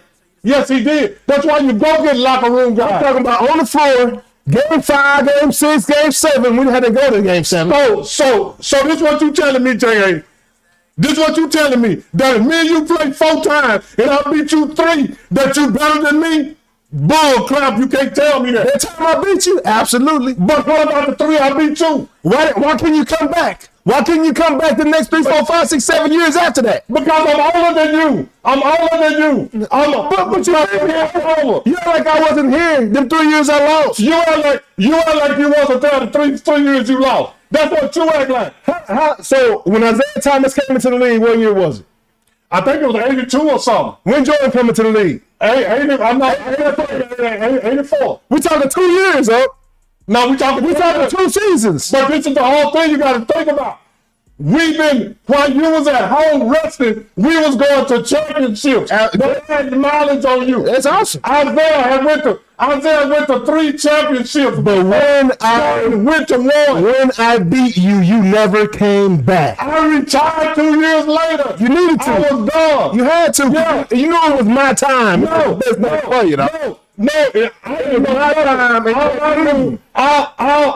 knew is that the year that you beat me, I broke my wrist and missed 37 games and came back right at the playoffs. The year you beat me, then after that I hurt my ankle. I was done. I retired after that.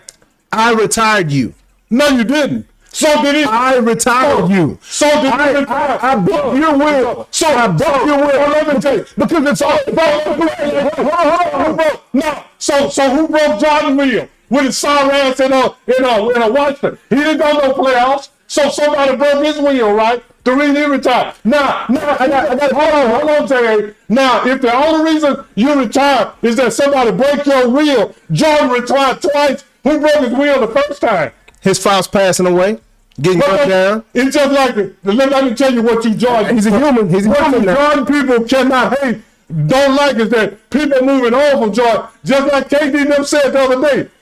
He had to go play baseball. So he had to go play baseball. So you telling me this? Concentrate. You telling me this?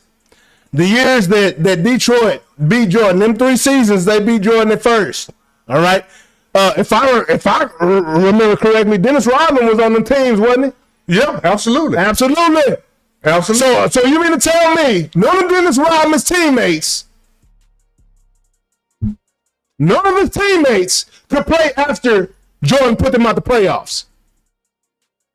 Is that what you're saying? That's all they're telling me is that Jordan couldn't play no more after he went to baseball or after he went to look. What I'm trying to say is the same thing applied to Jordan, applied to everybody else. So people broke his wheel. That's why he quit twice, because they broke his wheel. Jordan's father that broke his wheel. That didn't have nothing to do with basketball. It had everything. Jordan ain't the only one that died. Jordan ain't the only one that died during their career. Don't make me be ugly. People daddy died. My daddy died. I was married. It didn't have nothing to do with my accomplishments in life. It had something to do with his drive and his want to, because he never did it without his father. So that means you're weak mentally, right? I think I don't say you got weak mentally. You're weak mentally because you can't handle it and then come back and play. Now, because you know, I can't remember the quarterback. His daddy died on Friday. He played in the game Sunday and threw more touchdowns and with all that than he ever did before. So it all depends on your mindset. So what you're telling me now is that Jordan's mindset was weak, so he had to quit. No, so let's talk about something else. What I'm telling you, who you got, J.A.? You're not telling me nothing. Got to apply to everybody else. Apply to Michael Jordan. If he got beat down, if he beat Joe Dumars them down, somebody beat his ass down to quit. That's simple as that. What I'm telling you, is that you try to judge Jordan by different standards than you judge everybody else. But I've got one paintbrush, and let's talk about something else. I'm gonna prove something. No, you can't get it out. I ain't gonna let you. What I'm trying to say is, what he trying to do, retired Jordan more than he like everybody else, so he get Jordan breaks. Jordan retired them boys. Jordan retired Detroit. So who retired? Whole roster except for Dennis Rodman, and Dennis Rodman came and joined them boys. Dennis Rodman and John Sanders came and joined them boys. They came and partnered with three of his. They came in partnered with the truth. So do you know what Isaiah Thomas? When they asked Isaiah, they say it's a Chicago team that won 72 games better than y'all. He said, not if they give us Dennis Rodman, James Edwards, and John Solid back, they not. That's fine, but they chose the better path to take. No, they seen that Isaiah was done. They would have been a 4 or 5 champions. It's only 2 years, huh? 2 years? 3 years. 2 years. 3 years. Yeah. 2 to 84, that's 2 seasons. Go look and see how many more games they played. Should have got that one room, Isaiah. No, this all learning. When Jordan was getting swept by the Celtics, Detroit was going to the championship. When Jordan was getting swept 2 times in a row, somebody else beat him. Detroit was going to the championship. Took somebody else to beat him, for sure. Yeah. But it wasn't Detroit. Well, I'm saying Detroit beat him 3-1. So I don't know how you can say they can't beat him when they beat him 3-1, J.A. What are we talking about? Because the only answer is J.A. Just like I was a baseball player. The only at bat that counts is my last one. I don't care if I'm over 3 on the day. If I was driving a winning run on that last at bat, that's the only one that counts. Jordan's win in that last time is the only one that matters against Detroit, because you know what? Detroit never went back until Jordan was retired. That's my point, though. That Detroit never went back. They didn't have the same players. They didn't go back. They didn't have the same players. They did for a few years. They didn't. Rodman was still there. Isaiah was there. Dumars was there. The core was still there, but they couldn't get past Jordan. Jordan put them boys out. They retired. Go. So who sent Jordan into retirement? Nobody. Jordan said, Jordan wanted himself into retirement. Not mentally tough enough to absorb the loss of his daddy. That's your opinion. He needed to take some time out. Had to take some time out. Yeah, what do that mean? You can't take it mentally. Had to take some time out. You need a rest. And came back and rest. He came back and did what? Anyway, who you got, Jay? 3 championships. Because this is the whole thing. 3 championships. They can talk all they want to about. 3 championships more than 8. 2 3-peats is more than 8. Hey, it ain't more than 8. But Hey, wait a minute. No, don't say no more than what. When he came back, they couldn't stop him. It's 6 more than 8. When he came back for his full season, they couldn't stop him. When he came back. Absolutely. Yes, they did. They stopped him in Washington. He's talking about Chicago. He played 15 years. He's got 6 championships. 12. No, you better go look it up. Yeah, I know, but it's only 12 seasons. No, Jay. He played 15. We ain't talking about the 2 missing. It's all good. He played 15 years. Wait a minute, Jay. He got 6 championships. He played 15 years. He got 6 championships. What happened another 9 years, Jay? He got put in the playoffs and he played with Kwame Bryant. J.A., I want a one-word answer from you. He played with Rip Hamilton from the Pistons and he couldn't get it done. That's what it was. He ain't played with Rip Hamilton. Playoffs. Yeah, he did. No. Who you got in the playoffs? Oh, in Washington? Yeah, absolutely. Oh, yeah, that's right. Washington did. Absolutely. And that's the biggest mistake that Washington ever made, was get rid of Rip Hamilton and keep his sorry ass when he too old. Don't tell me I know Michael Jordan. So what you think about these matchups coming up, huh? You know what I'm saying? We got some games. If it goes to Trip still on the trip, I make the ball. Man, Trip said he was going to whoop them boys, huh? Houston. I mean, the Lakers got Houston. All right, so we got Raptors and Cavaliers. Who you got in that one, huh? I got Cavaliers. I got the Cavs in that one. Ooh, this is my favorite series right here. The Timberwolves and the Nuggets. Who you got in that one, huh? I got the Nuggets. Huh? I got Jordan's son, A.E. He ain't got enough help, just like Jordan. He don't need help. He just like yes he do, because Jordan needed help when Isaiah beat him 3 times. He didn't need help against the Cavs, and the Cavs are the Nuggets. Hawks and Knicks, who you got, huh? That's gonna be a good one. I got the Knicks. Ooh, that's gonna be a good one. I got the Knicks. That was fire. Don't like him, Jay. That's it. No, he gonna say, hey, because I brought up a great point with Dennis Rodman right there. He's all over here. No, what Rodman brought you back up with Dennis? What point I made with Dennis? Yeah. The fact that the Detroit Pistons couldn't get back to the finals after Jordan beat them, finally, and then Dennis Rodman came 3 years later. So it ain't that they was too old. Jordan just retired their ass. That was my point. Okay, so everybody Jordan beat retired. Everybody Jordan beat retired. Basically. After they retired, after Larry Bird, and you didn't win a game against Larry Bird. What's your excuse now, J.A.? Not win a game. Oh, Larry knees hurt. No, I'm talking about, yeah, Larry had a bad back. He retired. But in the playoffs, Michael Jordan did not win one game against the Bucks. What's got to do with hate, Trip? Hating now. It's blatant hate. Don't look at his record in the 80s in the playoffs. He won one game against his first trip in the playoffs. He was 1-3 against Milwaukee. Who the hell Milwaukee had? Y'all don't even know who Sidney Moncrief and Marcus Johnson is. We ain't talking about him to ring the bell. Ring the bell. Okay. His second trip to the playoffs, Boston beat him 3-0. His third trip to the playoffs, Boston beat him 3-0 again. That sounds like 1 win and 9 losses. His first trip against Detroit, they beat him 4-1. That sounds like 2 wins and 12, 9 and 3, 13 losses. Then the next he was 4-2. Then the next he was 4. That sounds like about 7 wins and 20 losses before he won a series. So don't tell me about. See, y'all talk about the 90s Michael Jordan. But the 80s go with it when he got his ass whooped, man. It don't matter how you start, it's how you finish. Yeah, right. But he wasn't good enough. And I'm going to tell you this here, too. Why they talking about Scotty so good, go look when they played Detroit in the playoffs and Scotty sit out talking he had a headache. I'm going to need you to go off on your beliefs in Jordan one more time. Yeah, that's all. I need you to talk about it real quick because I gotta go take a break myself. I mean, no. Jordan is good, man, but a lot of stuff about Michael Jordan is a myth, man. What's the myth? What's the myth, Huh? What's the myth? The myth is that he didn't lose. He played 15 years and he won 6 titles. The other 9 years he lost. Yeah, he lost. It took him 5 years to get out the first round. There ain't no myth he didn't lose in the finals, though. It wasn't no myth that it took him 5 years. See, that's all I'm saying is that J.A. tearing up the studio, but that's a that's a thing. I got him so wild up trip and man, no, this is the whole thing. Everybody think I don't like Mike because I tell the truth. Don't try to play like Mike beat everybody. He beat the people in the 90s. Why do they think that telling the truth is hating? Because it is.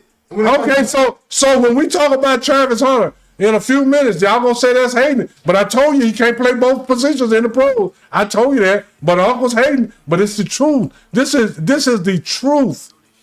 Michael Jordan didn't do squat in the 80s against the teams that had better teams than him. That's all I'm saying. Every team that Michael Jordan beat, he had a better team. They try to act like it was Michael Jordan individually. No, he had a better team than they beat Utah twice in the NBA Finals. They had a better team than Utah. They beat the Lakers once. They had a better team than the Lakers. Kareem wasn't on that team. Let's not try to play like he beat the Showtime Lakers. He had a better team. Kareem and Michael Cooper was not on that team. Bob McAdoo was not on that team. Michael Thompson, Klay Thompson daddy, was not on that team. And then during that series, James Worthy and Byron Scott was hurt for a game. They missed a game. They was hurt the whole series, but they missed a game trying to let them rest so they would be healthy for the next game, and they wasn't. So this is all I'm saying. Michael Jordan beat who he beat, when he beat them, how he beat them. But that don't make him the greatest because there's people that beat him worse than the people that he beat. And you got it. And we did this the other day. LeBron James that have played against. They had 31, but I took 6 of them off the list because they still in the league. LeBron James has played against 25. Well, if you take Steph Curry and Klay Thompson with all these people that will be in the Hall of Fame, LeBron James played against 31 Hall of Famers in the NBA Finals. Michael Jordan played against 10. That's all I'm saying. He beat the people he beat, and during that time, during Michael Jordan championship run, they added 16 to the league. And everybody know when you add a couple of teams, that weaken the whole league because they go get to pick out people roster. And I'm not trying to say, see, this is why we got to get away from, he's the greatest, he's that. No, he did what he did when he did it. That's all I can say. I feel like that about Magic. I feel like that about Will. I feel like that about Bill Russell. They did what they did when they did it. That don't mean they would have did it then or they would do it now. And that don't mean he would have did it then or he would do it now. It's different. And that's all. I like Mike, but for me to sit up here and try to play like Mike is way better than every player that I have ever seen in my life. I can't do that. You don't like Mike? I can't. No, you don't like Mike. We're going to talk about something in a minute that I got crucified over for years, for a couple years ago, and now it look like what he said is true. But anyway. It's a lot of that. It's a lot of that because we truth tellers over here. Yeah, I'm truth teller. And truth telling, but you don't like telling the truth. You don't like Mike, huh? No, just because I say that he didn't win no series in the 80s, he didn't win one playoff series in the 80s. Mike got tired of people saying he looked like Michael Jordan in the 80s. No, I'm not saying no. I don't care nothing about that because Michael Jordan might look like me. I don't look like nobody but my daddy. I look like my dad and mama. No, this is the thing. We got to quit talking about the truth is hating. The truth is the truth. And the truth is, he didn't win a game against Larry Bird.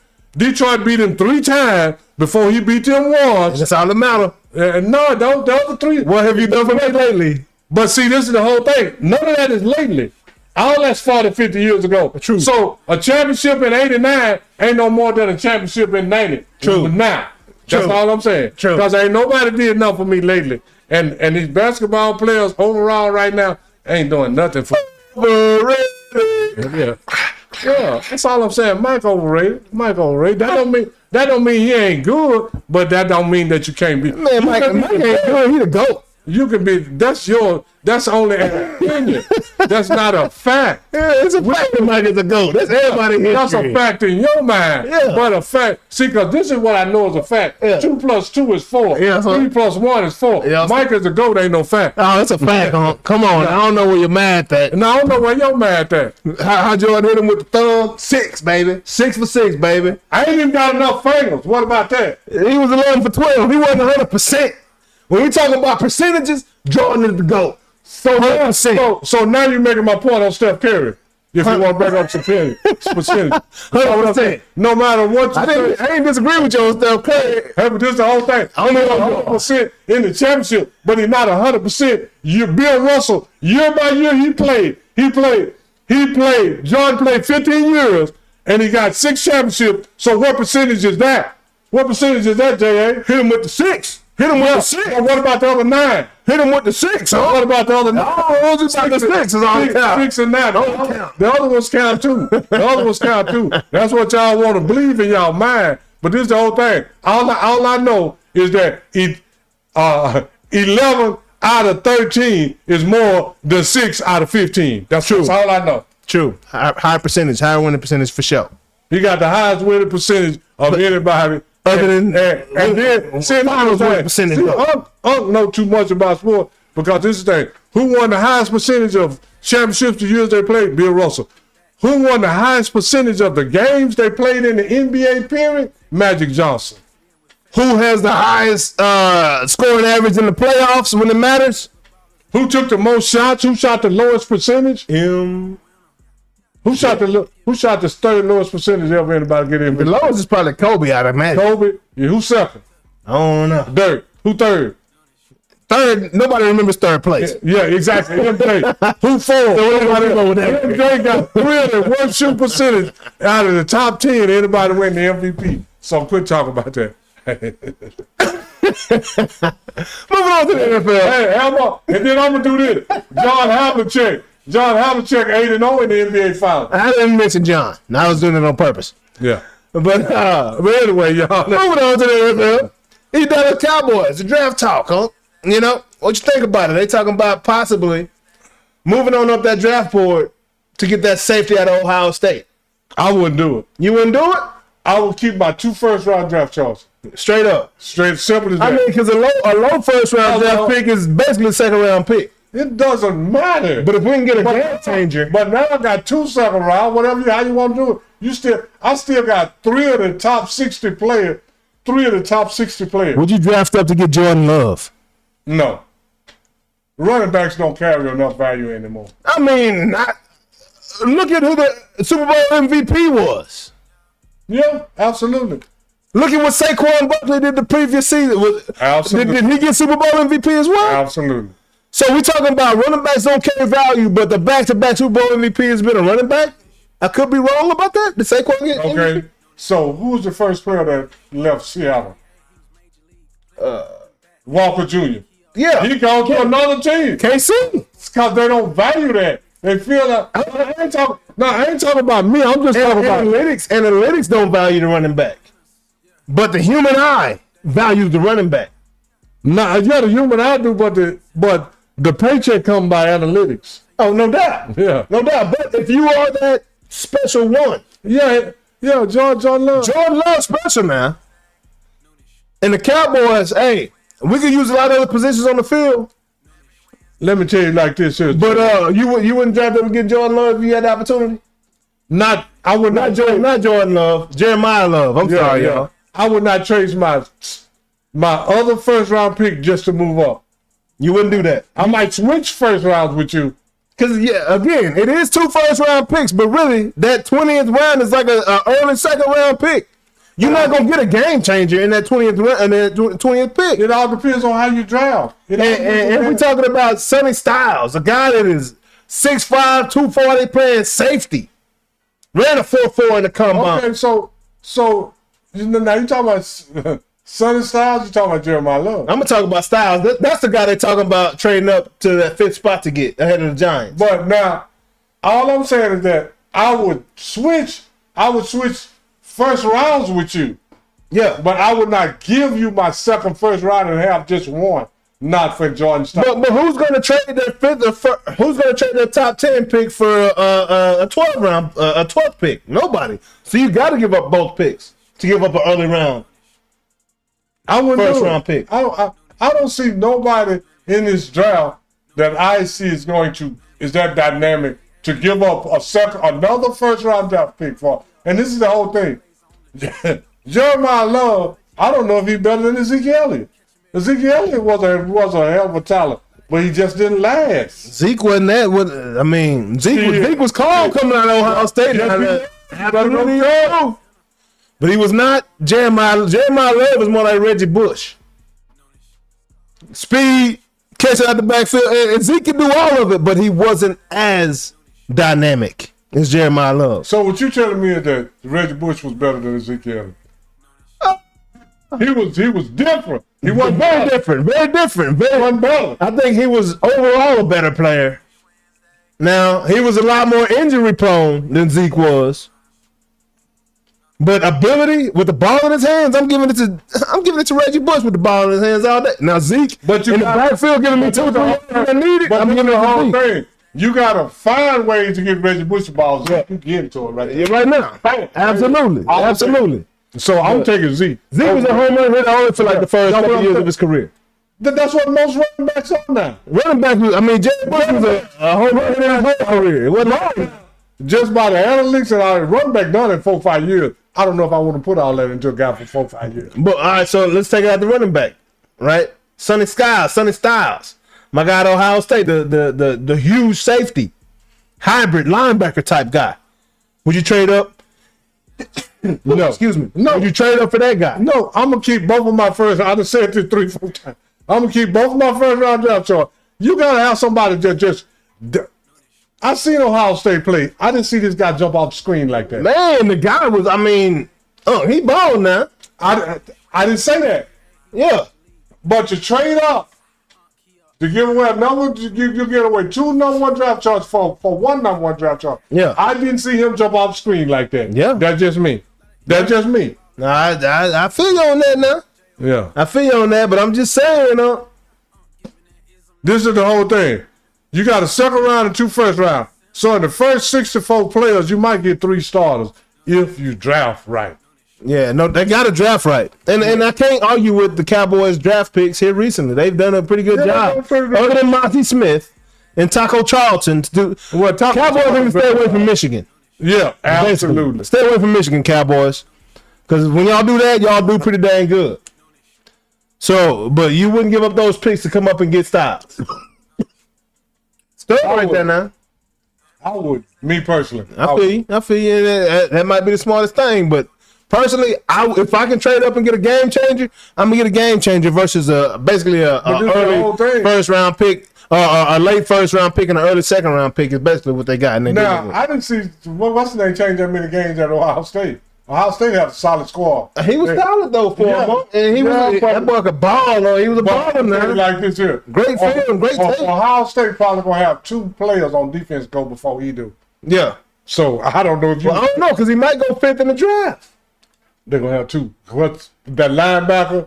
What's his name? The one that ran all that fast times in the combine. Him and I'm just saying. Now, if you're the 3rd best Ohio State player, I can't trade up to get you. Man, that's a stacked class though. That's all that is. Ohio State sounded like they should have won a national championship last year, but didn't. This the whole thing too. A lot of I don't know. Well, we'll see. But I wouldn't do it. I'm gonna keep my first 2.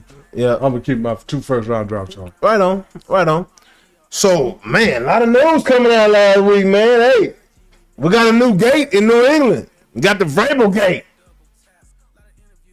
My boy Mike Vrabel. Ooh, boy, slacking on his pimping.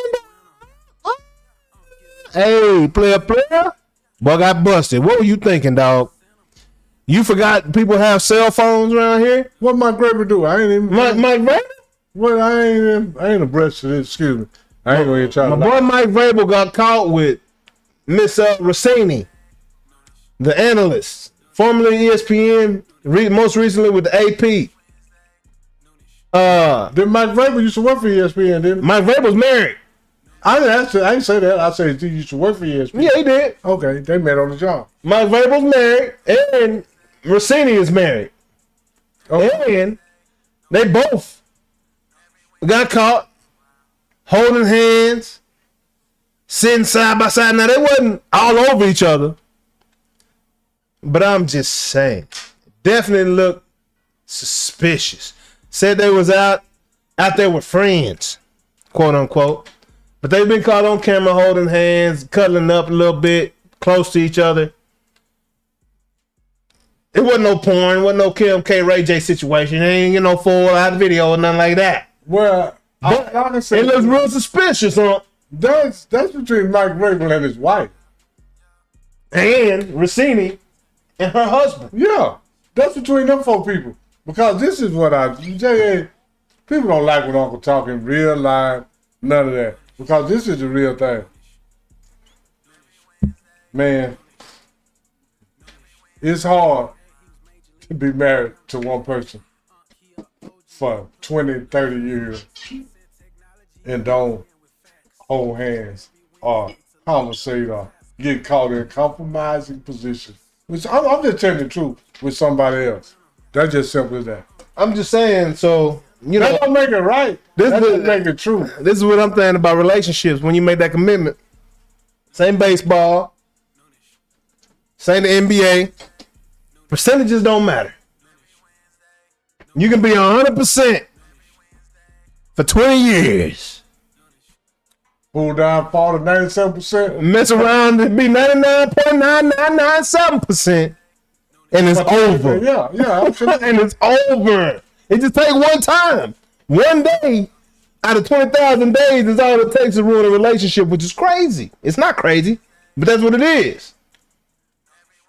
You know what I'm saying? Yeah, that's because people have unrealistic expectations. No, I'm just being honest. I mean, when it comes to loyalty, that's what you expect. There was 100% loyalty. Right? It don't matter who you are, because when you get disappointed that one time, you disappointed in that person, and you never see them the same way, right? Well, because you know they're capable of doing something you didn't think they were capable of. That's only because you're naive. Naivete. Yeah. So you go in expecting this. No, I'm not expecting it, but you can do it if you want to.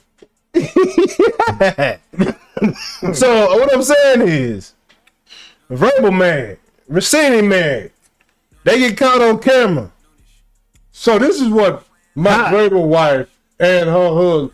But it's harder for her husband than it is for Mike Vrabel's wife. Absolutely. Because men been men for since the beginning of time. Hey man, The whole thing. It's only one key to unlock that lock. Is how men think. And this the whole thing is that now do Mike Vrabel wife, what she got to do is sit down and weigh her options. Yeah. Do I give up all of this, my family, my happy home, all this For half of this.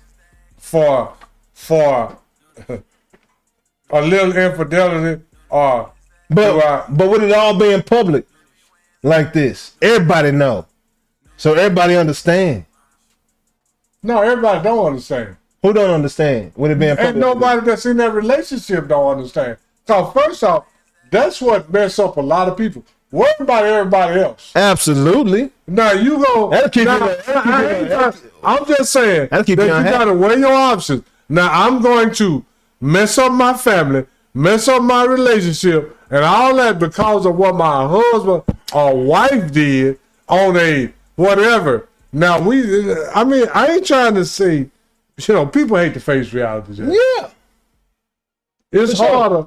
It's harder for a man to do it. I mean, everybody can say, "Oh, he antiquated, but I keep telling people that I'm old in country, and it's harder for a man to do it than a woman. And this the whole thing. It's because of go back to the beginning of time, man. Don't try to say, oh, Uncle this. And I'm not. And this is the whole thing, Jay. I would never do nothing, but it had to become a learned behavior. Everything is a learned behavior. You have to learn how not to go fool with them hoes. Yeah, for sure. Cause when I was younger, That's what you knew. I didn't know how not to fool with them hoes. That's it. And you know what you know. You know what you know. And you had to grow. But this is the whole thing. If you got a happy home and a fulfilled home, and your husband and you didn't know any of this until you saw the pictures. Now you gonna give up all this. Now you saw the pictures, but this has already been happening. But you gotta tell them, say, look, you gotta stop this. You gotta sit down, have a real conversation. Yeah. Excuse me. And if they're willing to try, you might. But just to say, oh, cause you got caught holding hand and got caught in a compromised position, we're gonna blow everything up. Every situation is different. That might not be the best thing for your situation to blow it all up. Because, you know, Michael Irvin's wife. Yeah.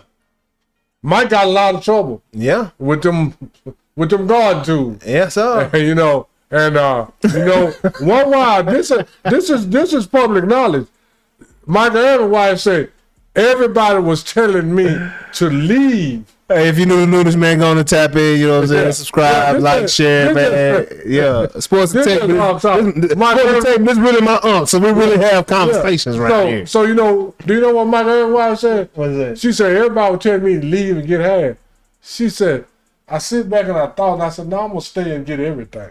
Man, what? And then now that she's in the situation she's in, Mike is catering everything to her. Man. You know, Mike Worth's wife is going through some stuff. I ain't going to talk about it. No, I ain't know that. Oh, yeah, no. But anyway, we'll talk about it off her. But anyway, but now everything is about her. Full circle. Yeah, full circle. Yeah, man. Full circle. So you got to be careful, you know, what you give up to get something else. You know, just because you're mad. Man, bro. That's all I'm saying. Hey, that's that good wisdom right there, man. Somebody said something. Who said something? Who you know what I'm saying? Keep going. This good conversation. Hey, Trip, is real talk, man. Hey, you know, forever is a mighty long time. Yeah. And it is. And the nature of man is way different than the nature of woman. Two different, same species, human body, but it's two different beasts. The nature of man, because this is the whole thing. If you go look at most animals, a man. Yeah. Now you do have certain animals that mate together for life, but a man is one of the very few animals that mate with one person for life. Man. That's all I'm saying. And they say, hey, if you haven't read Women Are From Venus, Men Are From Mars, go check it out, man. I mean, you know, I ain't trying to. Have you read that up? I didn't read the whole book. You read enough? Yeah, but and it had some real in there. Yeah. You know, and until you understand that, yeah, we the same, but we are very different. Ain't even opposite. We just different. Hey, Trip. Matter of fact, you from Lubbock, Trip. I'm gonna tell you about a lady from Lubbock named Miss Lee. Yeah, Miss Lee. I was dating this woman that was Miss Lee's stepdaughter at one time. And this is what Miss Lee sit down in front of other women and said. She said, baby, let me tell you something. She said, if you catch your if you catch your husband with the hoe, don't give your husband to the hoe. She said, because I'm going to tell you what happened to me. She said, I caught my husband with the hoe. And she said, I put him out and told him, you go with the hoe. And I ain't trying to say there's no reason to stay. But that's what she said. She said, when I put him out, he went with the hoe. The hoe got the new car. The hoe got the new house. The hoe got all the stuff that I should have got. She said, but if I would have told him, bring your BAA home.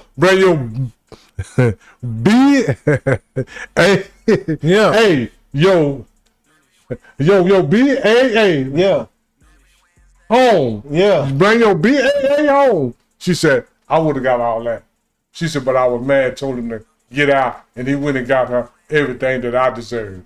Because I was the one who had the kids. I was the one looking after his kids and mine. But I put him out, then she got everything that I deserved. Yeah. So, I mean, not saying that it's all material, but it's a lot of ways to look at life. For and that sure, was Miss man. Lee from Lubbock Trip. She told me that. Man, that's real talk right there, real speak. So, you know, Vrabel Gate, you know, it might not be over, man. Just, you know, hopefully y'all can Work it out. Y'all sit down, work it out, talk it out, map it out. It's Don't look good, dog. Don't look good, dog. The whole world know. Yeah, because the whole world know. And like I said, you worry Don't about the look world. good, dog.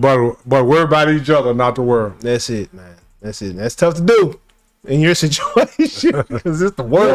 Yeah, I'm just saying. It's the world. I'm just letting the people That's know. one of them easier said than done. Right there. Yeah. But hey, Vrabel, if you get out of this, dog, you're gonna be greater than the greatest linebacker ever. Hey. And you wasn't even that. So Hey, you're gonna have to be greater than whoever you was on the field, dog. And if you get out of this, you'll be a better person than you ever been before, because the behavior you got to learn is to stay away from them holes, man.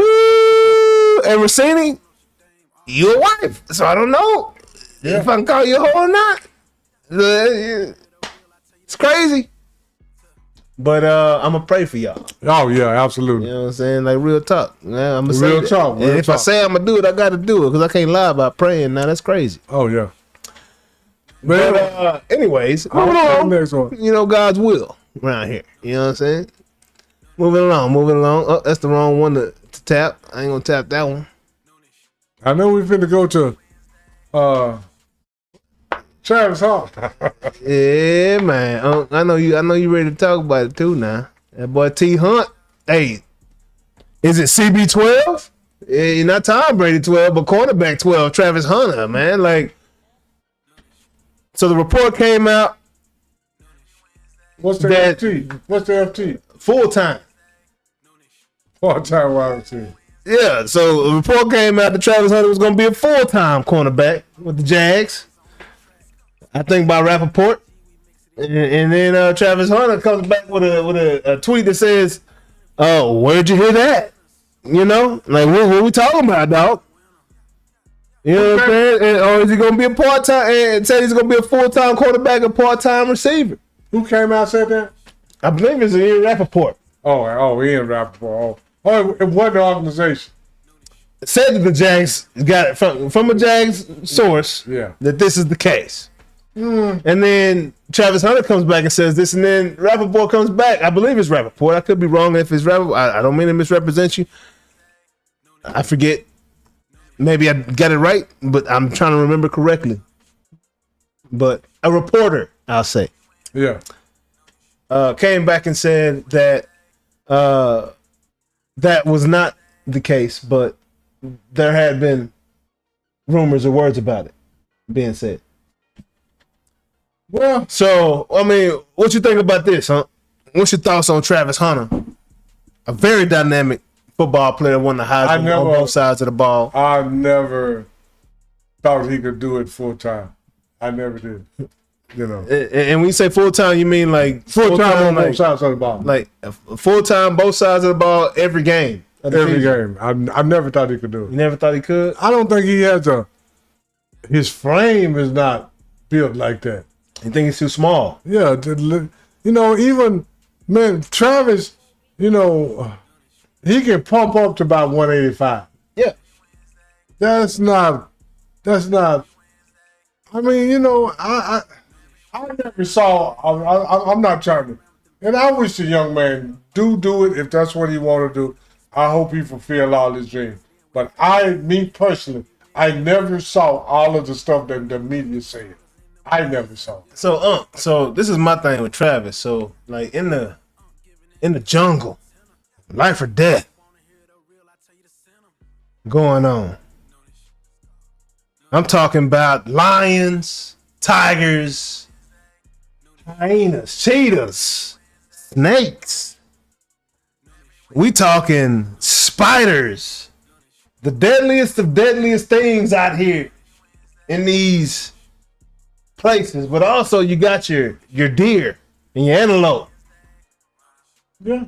You know what I'm saying? You got your little more, not as large or ferocious, but a little more nimble, a little more quicker.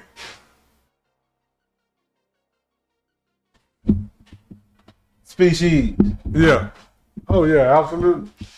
So I see Travis Hunter As a dude. as one of them type of, so, skinny ankles. Oh, yeah, absolutely. You know, I see Travis Hunter as a different type of animal out here. You know? So it's hard for me to judge Travis Hunter based off of his size, because I've only seen what he was able to do in college with his size. And though I never saw him play a full season, he always missed 1 or 2 games.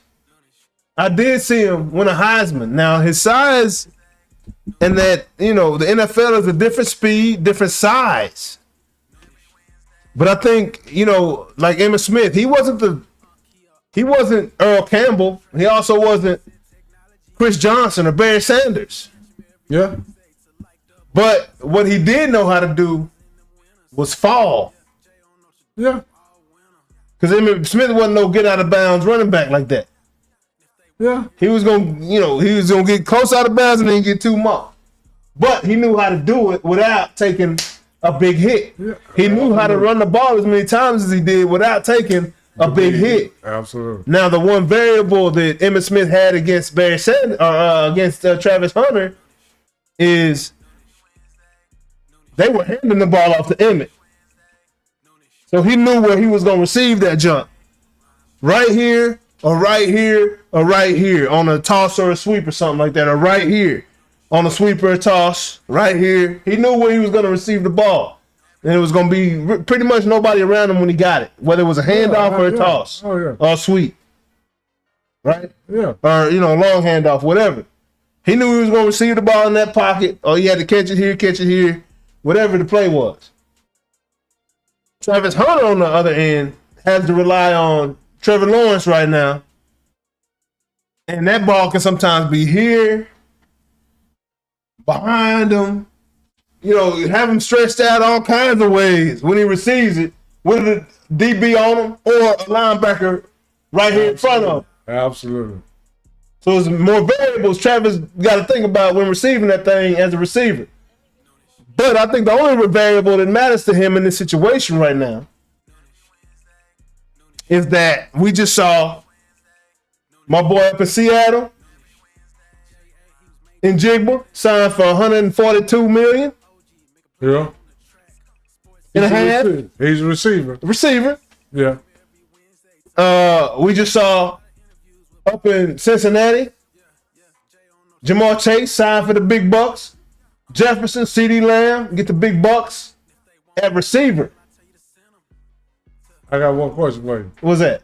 As a receiver, do you put Travis Hunter in those categories with the people you just named? I haven't seen him on the field long enough, but he's a player. So the answer is no. If the ball's in the air, if the ball's in the air and it's Travis Hunter against a cornerback, I'm picking Travis Hunter over a college DB. What about Patrick Surtain? I'm picking Travis Hunter. Okay. So what have he done? You picking him, but what have he done to back that up? Besides just picking in his opportunities, he made some plays now. Okay.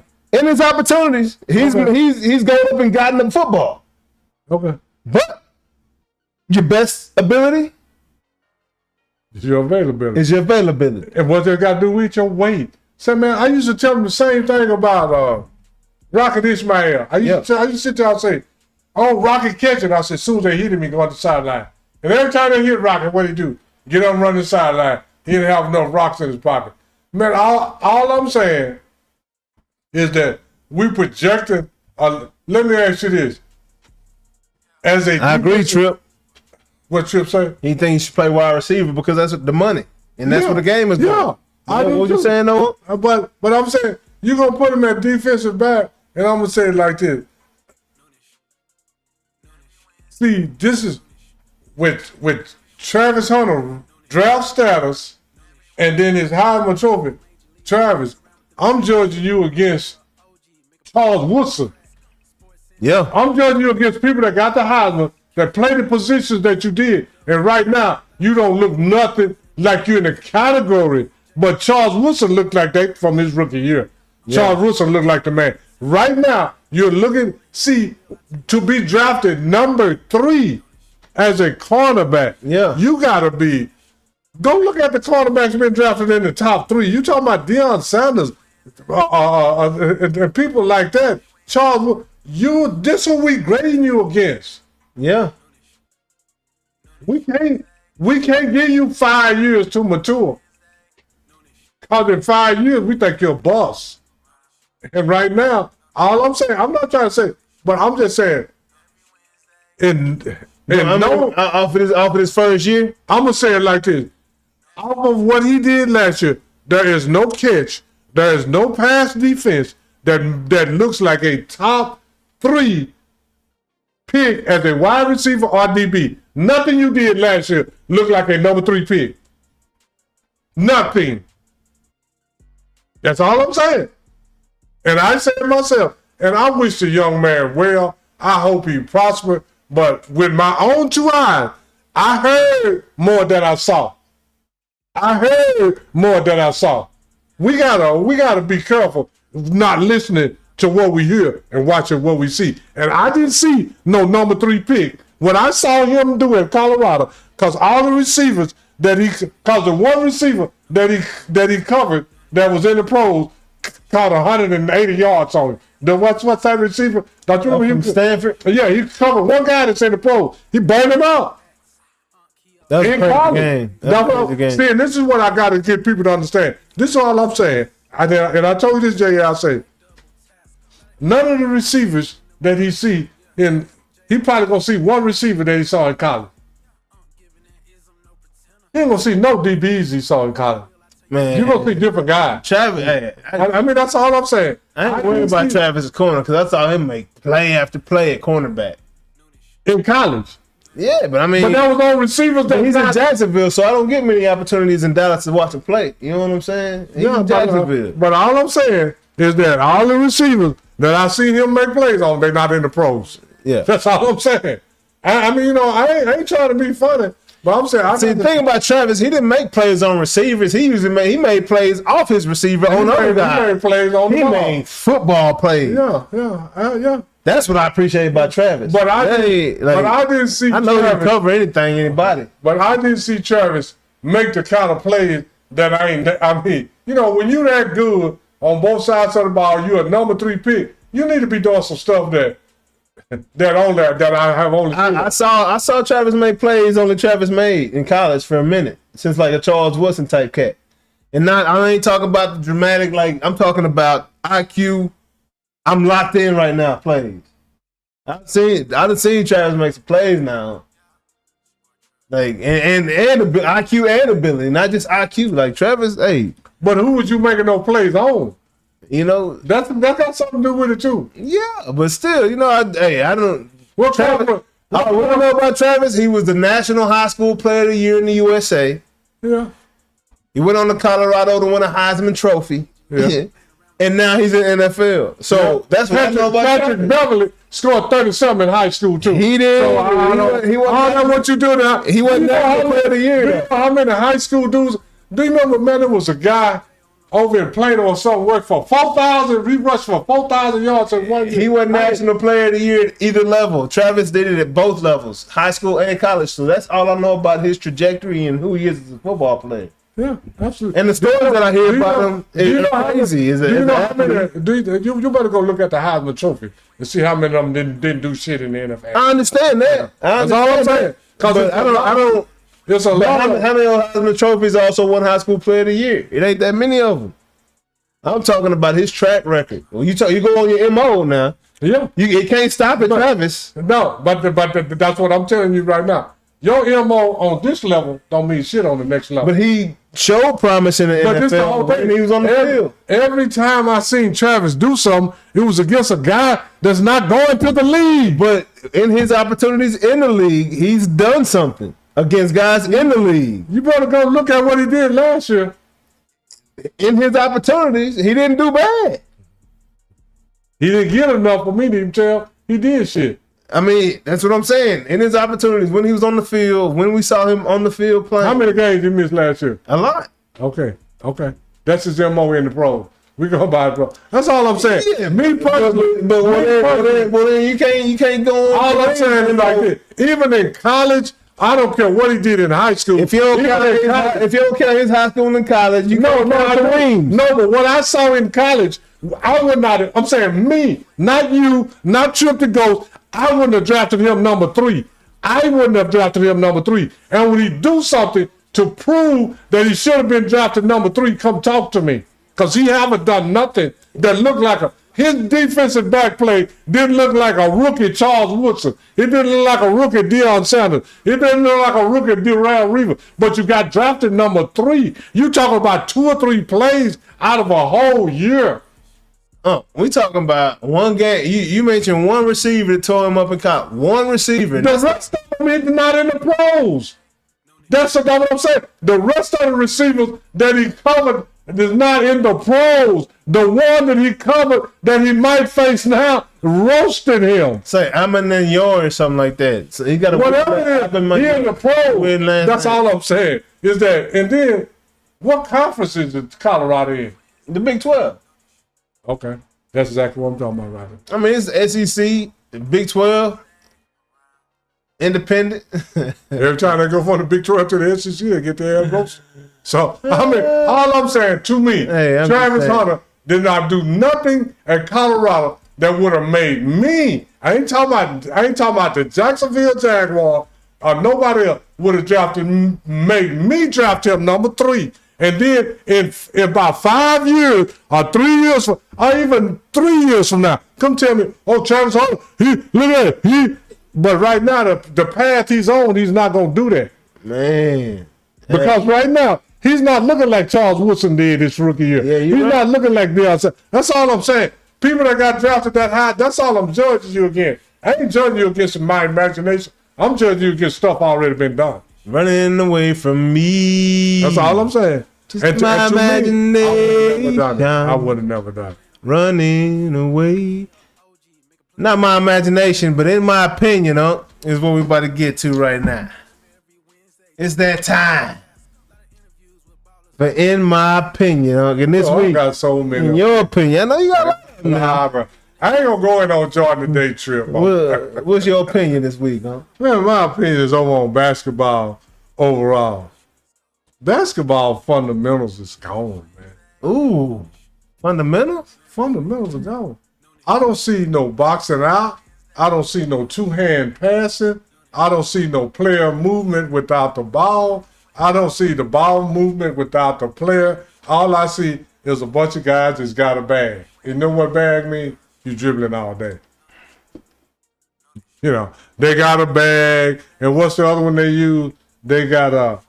he great. He can finish. He can finish. But it taking 22 seconds to finish. But everybody else is doing nothing.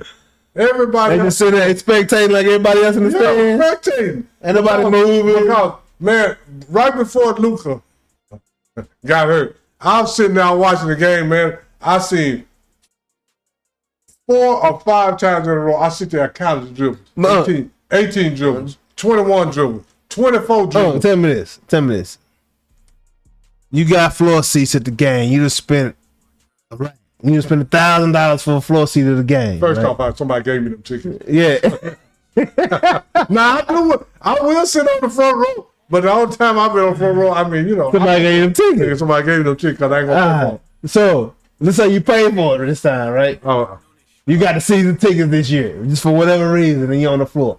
You know what I'm saying? I'm gonna cut somebody out. I'm gonna cut. Why you gonna cut somebody out? They ain't doing shit. Hey, I'm gonna be one of them players that LeBron. I'm gonna be one of them fans. LeBron say, "Shut the fuck up, relax." Yeah. Relax. Relax over there. Nah. I'll be like, "Hey man, you make $100 million. You ain't trying hard." You ain't trying hard? No. But this all, in my opinion, I don't see nobody playing fundamental defense. Because what I see people playing is what I call jump defense. Yeah. And that's when they move both of their feet at the same time. They'll jump over here and they'll jump over there. And then when they jump over there, he done went behind his back. Now he gone. But if you just play fundamental, I mean, even like boxing out, the fundamentals of the game is gone, man. They just are. You know, I wish they were still there, but in my opinion, the fundamentals of basketball, I mean, you know, that's why you got guys that can't even rebound averages 10 rebounds. Yeah. Because nobody's boxing them out. Yeah. Are you talking about Joker? I mean, no, not necessarily Joker. Carl Anthony down. I mean, because this is the whole thing. True. I don't think, I'm going to say it like this. Back in the day when in Elmo Smith days, guys wouldn't have been. Boys was earning them. Yeah, I'm going to say it like this here. It's just like Rudy Gobert right now, he's Defensive Player of the Year. Man, Rudy Gobert don't even average the amount of block shots that Elmo Smith did and all this stuff and Markey. So if he would have been back in the day, he would have been one of them stiffs, man. Yeah. Because, you got guys that box it out. You got guys that's blocking shots that's actually got some bounce in their legs. Hey, Kevin Willis was a guy that Rudy Gobert wouldn't see a boy. No, Tree Rollins. Wouldn't see it. Willis, yeah. So all these guys, I mean, and right now on Ring the Bell, I'm finna do a run on big men, and just name Big man run. Yeah, so they, but in my opinion, the fundamentals of basketball is just gone. It's all about the bag and the finishing, and he can do this. He got handles. He got a bag. But this is the whole thing. A bag. In my generation, we cared about results. We don't care how many tricks you did and then shoot 30%. We just care about your percentage got to be at least 48, 49, 50%, or else you ain't doing nothing. I don't care who you are. Results. Yeah, results. Execution. And fundamentals produce results. And right now, in the NBA, we don't have no fundamentals. Man. Hey, that's a great opinion right there, huh? Yeah. There's a lot of truth. That's why you got teams, combining. Let's go 300 points. Almost 280, 290, and again, that's crazy. Playing fundamental defense, no defense, rebounding. Everybody just running, shooting threes, shooting threes and dunking. That's all they do. Analytics over. And that's just my opinion. Execution. That don't make me right. That make that my opinion. Man, that's a great opinion, though. It's a great opinion. In my opinion, though, I gotta stick with it, man, because this was life.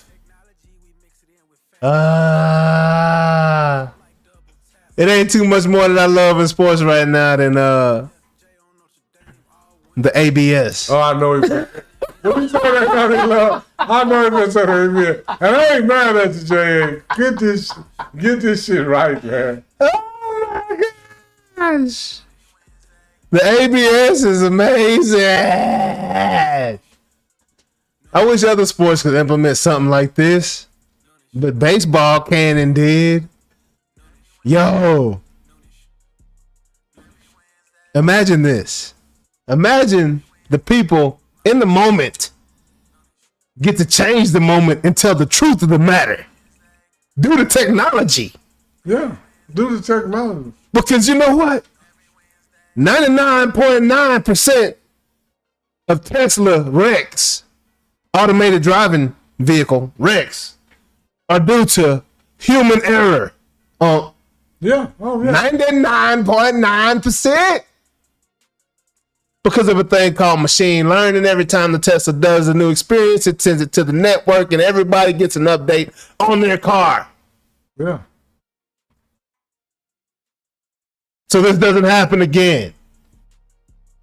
But the first time a human does something stupid that the machine doesn't recognize, it's a wreck. It's a wreck. Yeah.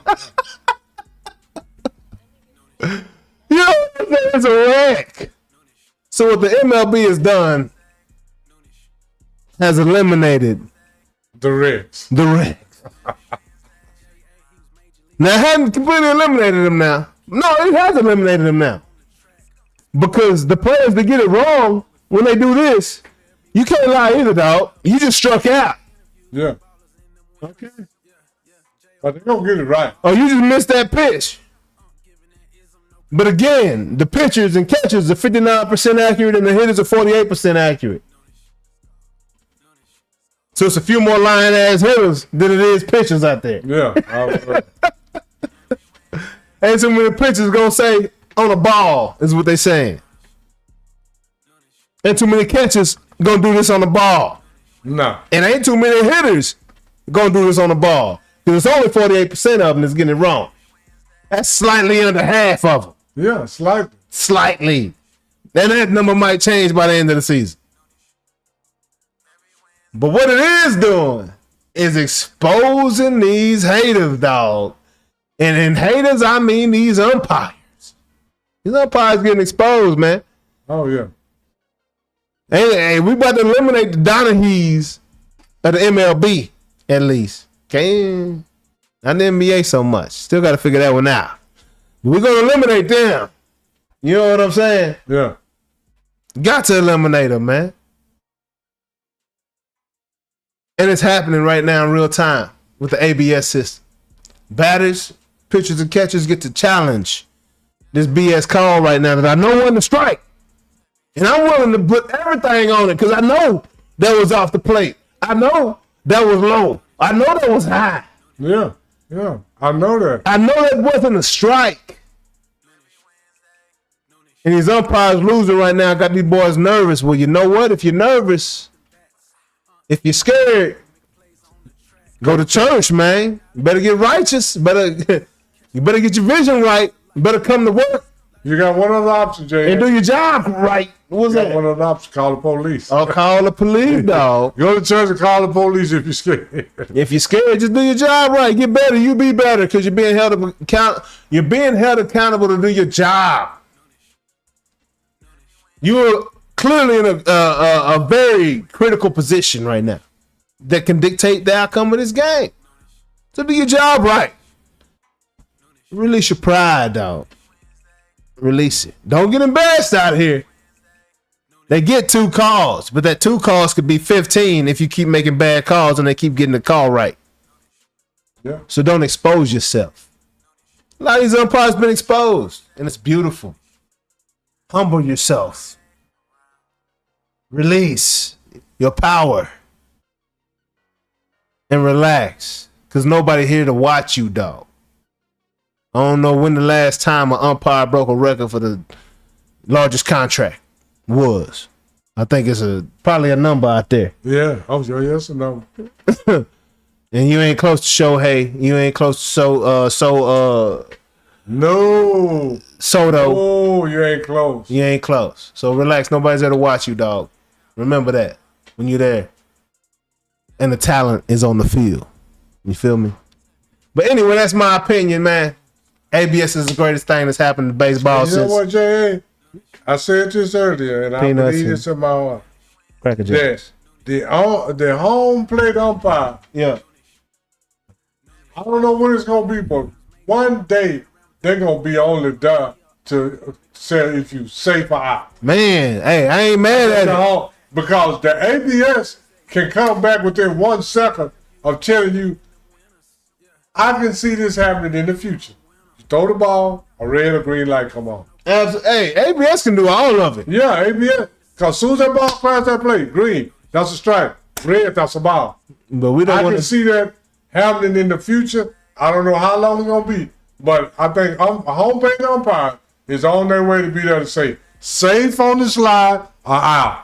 We don't want to eliminate the humans around here. No. Let me see. Trip say, ask and that's IMO. That's my opinion, man. Appreciate y'all listening to my opinion. Our opinion. Say, ask are there any young players he actually likes? What, in the NBA? Because it seems like there is no one. What, talking in the NBA? Yeah. Oh, man, I like SGA. I like SGA because he's proving all the theories about the three-point shooting and all that. SGA, only the field player. They average 30 4 years in a row. Shooting tools. He's going to be the field. Yeah, you got 4. No, I say he's going to be the field. He's going to be the 5th this year. Yeah. There's already been 4. Yeah. And one of them is very surprising. Michael Jordan, Will Chamberlain, they did it 7 times. Yeah. Oscar Robertson did it 6. Yeah. Adrian Dantley did it 4. Adrian Dantley. And then now, Adrian Dantley is a surprise of the group. So now SGA, but the difference between SGA and Adrian Dantley, He's leading his team to a championship. You didn't ring the bell on Adrian Danley a few weeks ago, didn't you? Yeah, Adrian Danley. Oh, okay. Yeah, Adrian Danley. No, I'm gonna tell you like this out of my. Trip say SGA not young. What you mean? He been in the league for about 5-6 years? He been in the league for a minute. He was with the About Clippers. 7. He was with the Clippers before he came over to the. He was with the Clippers. Yeah, before he came to OKC, absolutely. Clippers traded for him. Well, he been there about 7. That's fairly young. Yeah, but younger than that. Younger than that. Can you name anybody younger than that? You know what? These guys come in the league. See, this is the thing about guys coming in the league now. You know, when guys used to come in the league, they've been in college 3-4 years, so you know who they are. These guys coming in the league now, you don't even know you don't even know. I like Banchero, but yeah, you're right though. You don't even know who they are. I like They've been in the Banchero, league bro. about 3 years. But yeah, I mean, I like LaMelo Ball too. LaMelo Ball probably my favorite young. yeah, and LaMelo Ball been about 5-6 years. Look it up. It's been about three years now. Is it 3, 4? 3. 4 years? Yeah, about 4 to 6. He'll surprise you. I like LaMelo a lot. Yeah. He's my favorite. I like LaMelo. I'm gonna tell you who I really like because I'm right here in Dallas. I like Cooper Flag. I like man. Cooper Flag. Cooper Flag. Yes, sir. And like I said a while ago, I'd rather have Cooper Flag than Luka Doncic right now, because Cooper Flag whole career's ahead of him, and maybe we can get, and Cooper Flag is just learning, and I think the stuff he gonna learn is gonna be different than the stuff that Luka do. Yeah. Like hold the ball all day. Yeah, We don't need to learn that. man. I mean, not some young players that I do like. Yeah. Yeah, right on. I like Wemby. I like Wemby a lot too. Yeah. I mean, he's something I ain't seen that. But I just wish, but if Wemby really want to dominate the league and be Will Chamberlain-esque, you got to move. I'm not saying don't shoot no three, but his overall game got to move a little closer to the basket. Life of Bluegrass. What's going down? Life of Bluegrass. You say all they do is palm the ball and travel. Yeah.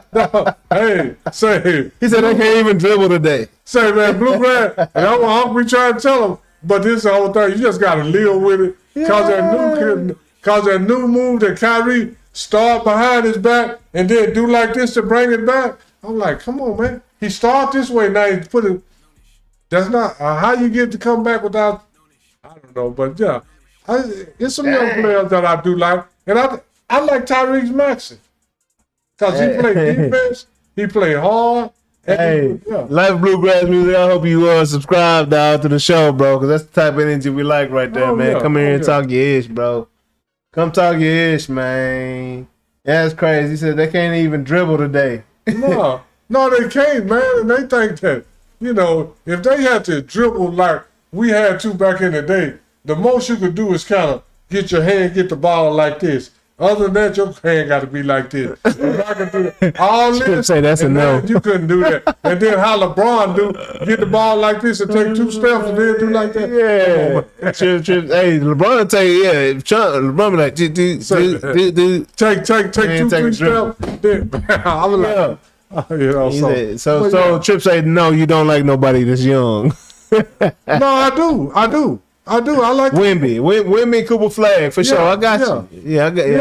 I like answer right there. I like Anthony Edwards. Great answer. Yeah. Hit you with the Family Feud. I like these young guys. Trip is just that most of them do too much, man. Simplify. If these guys would simplify their game and stick more with the basics, they would get better results. Absolutely. That's what I believe. Man. While Luka dribbling 24 times, shit, man, you could beat the pass about 3-4 other people. Hey, man. And got it back. Absolutely. And then do what you got to do. Game of basketball didn't start 3 years ago. Absolutely. Yeah, man. So, hey, we appreciate y'all tapping in, man. Had a great time. You had a good time today? Oh, yeah. Oh, we always have a good time. Great time, man. Yeah. Appreciate y'all tapping in to the one and only Sports and Tech Show every Wednesday. Every Wednesday. You hear it? That's that boy Trip right there. Trip the Ghost. Appreciate you, man. Tapping in, man. Yeah. We'll see y'all next Wednesday sometime around noon, man. Appreciate y'all tapping in. Noonish. Playing around with them bats. Kia OG, making plays on the track. Sports and technology, we mix it in with facts. Catch 'em every Wednesday to like